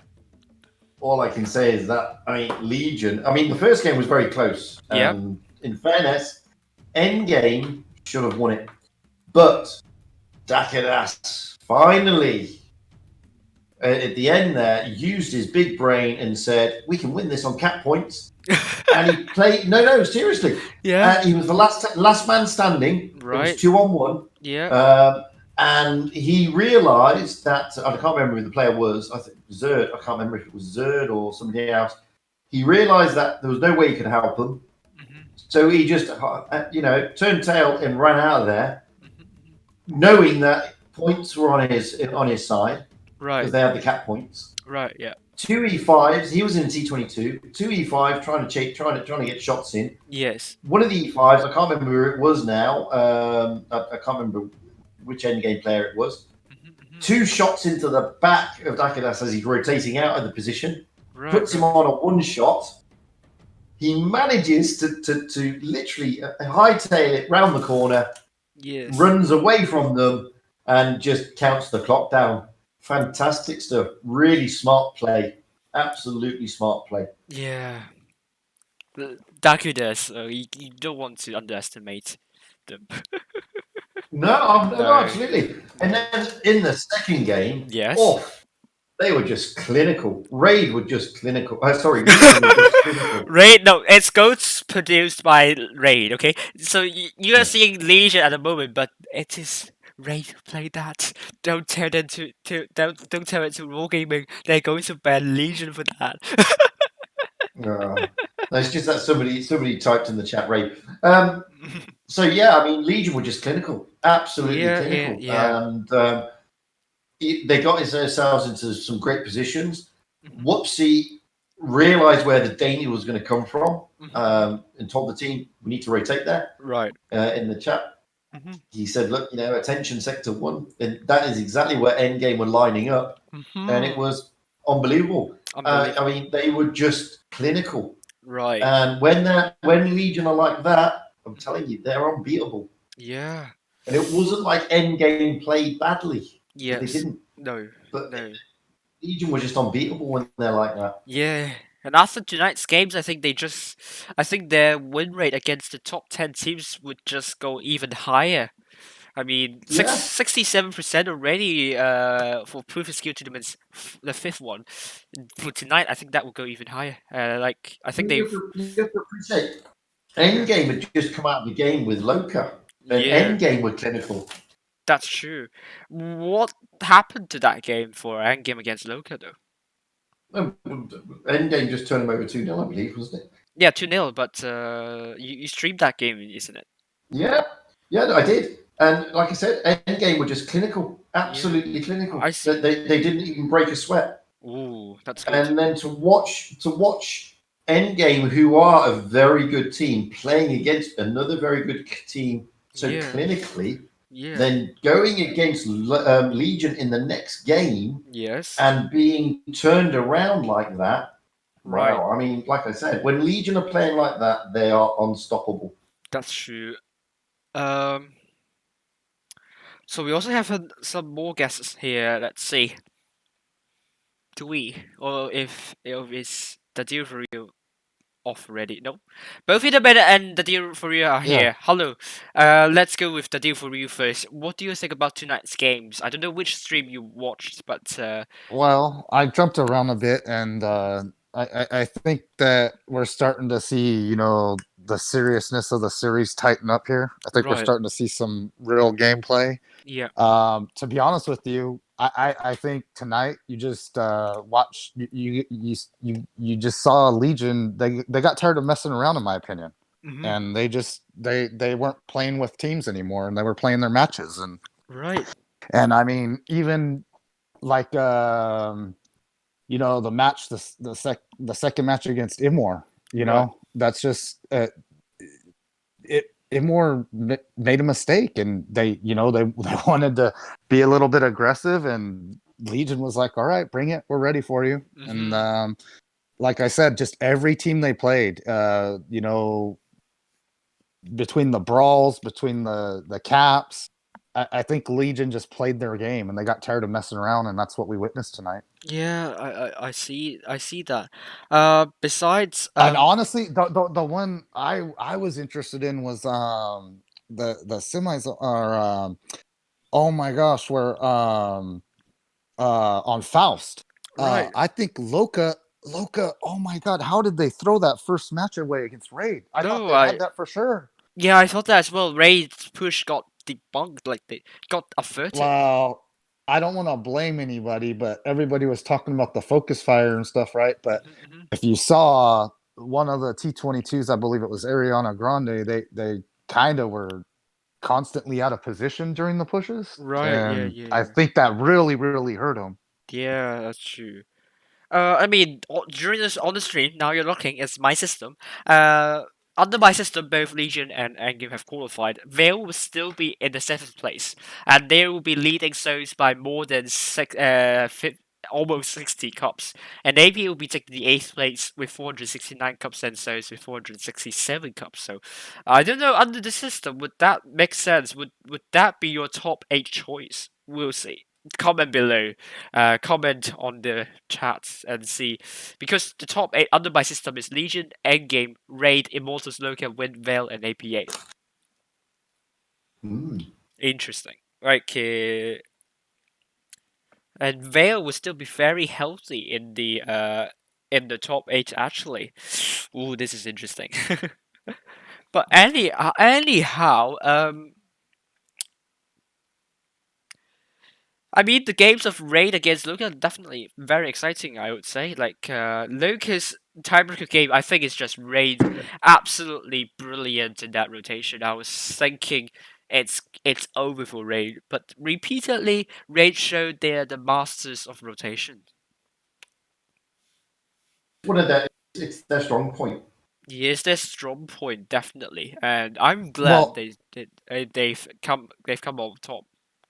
Well, not only that, but to me, it was the timing of it too. Oh my god! Timing. Oh my When god. when they dropped those double E5s into B, number one, I didn't expect them to do it right away. But number Yeah. two, I think they caught them off guard because I think they caught, you know, the other team trying to do a similar kind of like, okay, well, we got to move, we got to adjust, and it was just the timing was flawless in my opinion. You know, and I Flawless. think that's what it Yeah. made it so effective. Yeah, and I'm just speechless. Like, it's what the clans that are new to this clan will see, clans that are still building, and I think this game is a really good learning material for them on Black Govio, how you should deal with this Well, it very was almost like disadvantage.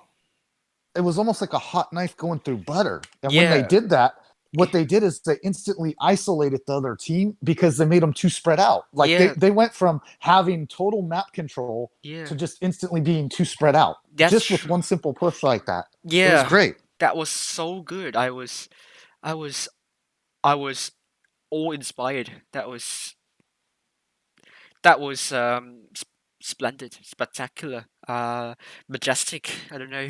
I just have to throw in my entire vocab. Any more superlatives? My No? my entire lexical into this. Like, this is just uh Yeah, you're going to run out of superlatives at this rate. yeah, really just ineffable. I like this word. Stupendous, impeccable, phenomenal. Right. Well, like I said, That's I enough think you're superlatives. I think you're starting to see, you know, the team step up to the gameplay that we're expecting. And like, it just goes to show you, man, you know, different teams, there's different strats, there's different counters. And it's just, it's how it's going to play out. You know, Yeah. it's less and less of the brawl stuff. And it's more and more of like, okay, we're adapting to this and let's make this maneuver. And it's just whichever team kind of can flip the coin the first. I mean, because honestly, that match could have went either way. That's why it was a tiebreaker, you know? Mm-hmm. I Okay. mean, like we said the other day, though, I mean, don't underestimate Raid and their ability to turn the game around. No. Because they can turn it on a sixpence, literally. And they have that awareness and they have that ability. Right. Yeah, that's true. Oh, I've been informed that I got some bullying over to Eminet's from Eminet's voice YouTube chat there. You got some what? Bullying from Eminet's live YouTube chat. So I don't know what's going on there. I have no idea. No idea. Maybe my voice. Don't worry about it. Probably, I will probably won't worry about. Maybe Eminet's going to tell me in detail what we need to work, but then I think both of us need to work a lot more for the next Sunday, though. Maybe. That's her birthday, isn't it? That's her days birthday. mixed up. That's her birthday. I don't. It's next Sunday, not this Sunday. It's my days are just going into each other. Yeah, Sorry, guys. that's true. But anyway, if you all wish her happy birthday, what's it matter? Yeah. So I don't want to ruin her birthday, obviously. Anyway, you've got Inaman and Jory also in the chat. Yes. And I'm called Fujit's Curse, and Jory's called the Jigsaw. So what's going on here? No, what's happened to what happened to Jory is that he said Feast in the summer off-season championship they're going to finish first easily, and what happened is that in their group Feast finished last. So you're blaming Jory for Feast? Yes, you're blaming me for Vale. Yes, not fair. obviously. So I hope the next one won't be. I don't know. Golly gosh. Yeah, I do remember your predictions so on. So, Enderman, do you have anything to say about tonight's games? Well, you might have some loud noises just because I'm outside of the home right now because it's Sunday night and I need to chill about. I can't hear anything from your streams. Yeah, from you. Like I can hear your voice. The streams. You can? I can hear you, but I can't hear anything outside. Like no background voice, totally silent. Oh, that's good. Yeah. So I watched the stream, and first of all, I want to say that for me, Souls. I'll say about streamers then about the game of the Legion. The Souls won Loka. Just there was one thing. You can wait for on his Vickers to go on the other side of the map, killing the Eve on the Sheridan, and then you just hold for the last because the river is yours. And that's all. That's all you need. And they started to push.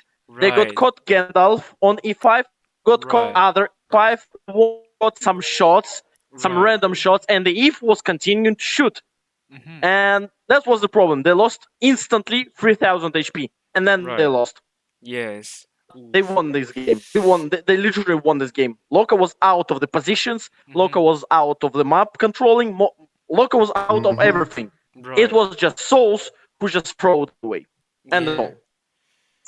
About the Legion games, unfortunately, I didn't saw the Legion versus Immor. It was interesting for me. I'll watch later. But what I have to say is like Legion versus EPA. It was like, for me, it was clear dominance. Nothing to say more. Except the second game. Literally clear dominance. Except the second game. The second game was okay. The second game was okay, but it still was in control of Legion. Not really, though. I'm willing to hope. I'm really hoping so, because I think that everything was on the control. There was I guess there was small mistakes made. That's why APA got some advantage. But that's all. I mean, but then APA managed to catch, Legion's positions off guard. Like, Legion was so spread out while, like, APA was dealing with the forces of Legion. I was thinking, I think APA it might take this one in the end. And if Weaker didn't die in the end and double tapped on that tank, maybe APA would have won that second game. Maybe we don't know what was going to happen. For me, it was the one mistake that they just like put Ernest to cap. Not really. They just left attention from him because there was a full HP T22 who could have stayed on Cap C just to stop Ernest from the capping, and it was the clear win by the Caps. But we don't know honestly what was going on. This was the option to play, so still 2-0, nothing to say. It was interesting games between Raid and Legion. For me, it was really interesting just because the whoopsies. Getting caught on the Vickers while you're spotting the enemy. I guess they're just playing fun. Really, as Amaunet said, I guess they were just playing fun. Just to have some chilling games, and that's all. That's true. And Loka versus Raid, the first game for me was like, that the T22s are on the other side of the map. Why don't you just push? Really? Why don't you just push? You turn half of your team around just to waste a hell lot of time pushing those T22s away, capping B, but you're still wasting the time. And the Raid has the map control, and they can go everywhere around. T22s, they came back and started to shooting again. So you have the problems. Okay, you have the cap advantage. Okay, good. Thank you. You have wasted the time. You had wasted E, and you are not in a good positions overall. Raid 1. The second game on Faust, for me, as Amaunet said, they were taking, maybe. Give me a second. So T22s were like really long, the long stay on the other side of the map, and they came very lately. And also, Seek on 113, he ruined the game really because they had everything. Those T22s, they could have just staying there and sniping, but the Seek, I guess he just misunderstood a little bit information and got too aggressive, and then he just instantly got killed. And after that, you're getting into the crossfire to trade his HP, kill those 2 E5s in a trade, and you're getting the crossfire, you're getting killed. And after that, they were not focusing IS4, which was good because there was much more TPM tanks. Right. And as a result, Loka won. And the last game for me, it was the clear rate win. At the second, when the Loka just, if I remember correctly, there were 3 tanks to kill JP. JP on the Vickers in the corner was just like a bait. For me, it was just a bait. Maybe I'm overthinking something or trying to, I don't know, to clear the mistakes or something like that, but it was a bait for me. And when T22 and the E5 rushed for him to kill him, to bring him down, they gave every card on the hands of Raid to take the B and then just to cover the B, to take down the tanks and win the cups. And that's all. They took too much attention to JP. Right. Too much. Right. Interesting stuff. And that's all. You should commentate. You should commentate one time.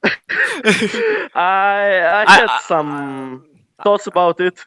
No, maybe later. Yeah, I mean, you can. I think you have. I mean, you have much more experience than I do, and you probably have better idea on what the teams are going to do with the strategies and so on. I think you're going to do a better job than me in that respect.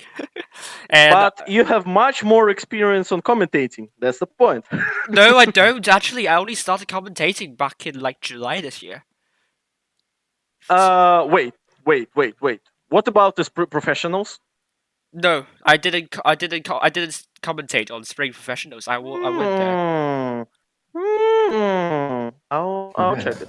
Wait, I will check it. I know, but it's a compliment. I just want to take Inaman back to Souls against Loka on Port Bay. Right. When they realised that the F was in a great position, just flinging missiles, do you really think they should have rotated the E5s and IS4s out of there? The if was in a good position, but it was the only one position Loka had the advantage of, and it's only one. And from that position, with the nerf of the Sheridan, you cannot fire the rockets very clearly if those E5s and IS4 were in the cover, but they went pushing all over the sea, all over that hill, and they gave that advantage for Eve just to stay AFK and shooting every 14 seconds, I don't know. Right. And it was in the same time while Cross was already moving.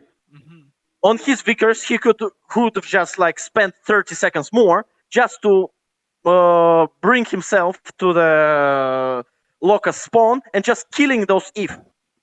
If has no other options just to stay AFK there, because if he goes down, Loka will lose even this position, and then it's gonna be end because they were just all stuck in one place. Right. Correct. If will try to play aggressively, he's going to be destroyed by the 6 tanks. No other way. So If's position was 50-50. But Souls started to play aggressively. Too much aggression on E5s, which has only one repair kit. Only one. And you are getting on the track and you are dying. And that's all. You cannot do anything else. Right. And they lost 3,000 of HP instantly. And after that, Loka just made the push. And that's all. Right. And that's bye-bye. Sayonara. Right, Yori 12, you're the one that hasn't spoken yet. What do you think about tonight's games? I haven't seen them. Oh, shame on you! Shame on Yori 12. Boo! Okay. Sorry. No, no, I don't accept this apology. No. It's unforgivable. You don't have games tonight, so you should have watched the streams. Blah blah blah blah. Yeah, I have the streams on there. Yeah, why you say you're not watching? I was just playing. I was looking at them sometimes, but man, I was doing other stuff. I mean, we all have to sign a petition to ask Yori 12 to watch our streams. I just want to point out. Yeah. Hello, Panther Flea. Wowzers. Hello. Pantu, that was Innerman actually chatting. So Innerman, Pantafleece says he loves your accent. Oof. That's a compliment. Wowzers. Wowzers, yeah. Well, I'm more impressed that Pantafleece dropped in. So thank you very much, big man. Really appreciate that. Thank you. Really, thank you. Hope you drop into mine as well. Wink, wink. All right. Right. I mean, if you have nothing to add, then I will probably end my stream here, and I'll get my report card now, possibly. No, not now. Like 5 minutes later. So. Thank you everyone for watching, and hope I will see you all on Wednesday, where I will be streaming Win, and I will be having the coin stream. I will see every one of you there, and of course, you don't want to miss out the fun. I'm just a bit worried about Win though. Like their performance started to wane lately, and this could be a warning sign for them in the BlizzCon preliminaries. Not that I think they will be out of top 8, but the warning signs are there. Well, as we said before, though, I mean, let's be honest. I mean, I love Win. I think they're a fantastic bunch. Yep. I think they're a great team. Yep. They're not top 4 Right. yet. Yes. But they are a solid top 8. Yes. And I don't think there's going to be any danger of them falling out of the top 8, realistically. But no, I mean, when they're going up against certain teams, then sometimes their game style is their undoing. And it's their undoing because they're so unpredictable, as we've said before. They play their game. They don't play anybody else's game. They play their game. Yeah. And when they play their game, sometimes against some of the bigger teams, that they can be countered quite easily. But the thing about Win, as I keep saying, they have the ability to spoil any team's party. Legion, Endgame, Loca, it doesn't matter who. They can spoil any party when they want to. Right. And I still think they'll be there. I don't think Win are in any danger. Not say they're in danger in the top 8 per se, but it's worrying for the BlizzCon preliminaries for them. Well, you say that, but don't forget, I streamed them the other day when they played APA or Normandy, and they they annihilated APA. Yeah, that's true, though. We haven't seen anything about Win against APA tonight, so we can't say entirely if it's a close game for Win or if it's walkover for AP. We'll never know. But it never know. But they are really quick games, though. I mean, Legion against Immortals pretty quick. I mean, you can say the same for Win against APA, probably quick for APA. So you might say APA did win against Win relatively comfortably, but we will never know. I think, like I said, I mean, they trounced APA on Normandy. Yep. You can't win them all. It swings in roundabouts at this level. Yeah. The teams are not that in the top 4. They're not unevenly matched, and in the next 4, i.e. the top 8, they're not that unevenly matched either. No, they're not far behind from the big 4, though. I mean, you can sit here and say, like I did earlier, Legion managed to turn it around on Endgame and absolutely annihilate them tonight. But Endgame will have the ability to do that to Legion one day. And, it swings in roundabouts because they're so close ability-wise. Right. It's the same with Loca Raid. I mean, you're talking Loca Raid. I mean, Loca can take on Raid as well. It can take on most of these teams. So there's like very fine lines between it all. Right, yeah, that's true. Right, as we said earlier, I mean, the only disappointment so far has been the fact of the seeding. Yeah, it has. It's like I said, I'm not just saying that because Jory's here. I've said it for the last few days. I've said it for a long time. They will deserve to be there. Simple fact. Yeah. Before we spend another hour talking about that, I'm going to end this stream now. During this stream, so thank you all for watching. Yeah. See you on Wednesday. I think I am as well because we've done 3 hours and 26 minutes. So everybody, you've got your rewards. Yeah. Simple. You all got your rewards now. If you came late, that's not my fault. I can't help that. No. But you've got your rewards. You don't need me to carry on streaming. You've got everything. Right. So after this replay, which is Jory, by the way, going out in his T32 on the NA server. Right. I'm going to end the stream too. Right. Oh, really?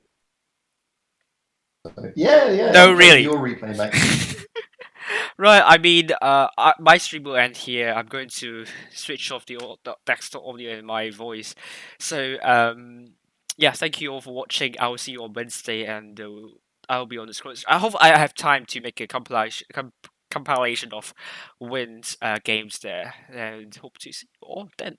Goodbye, everyone. Bye for now.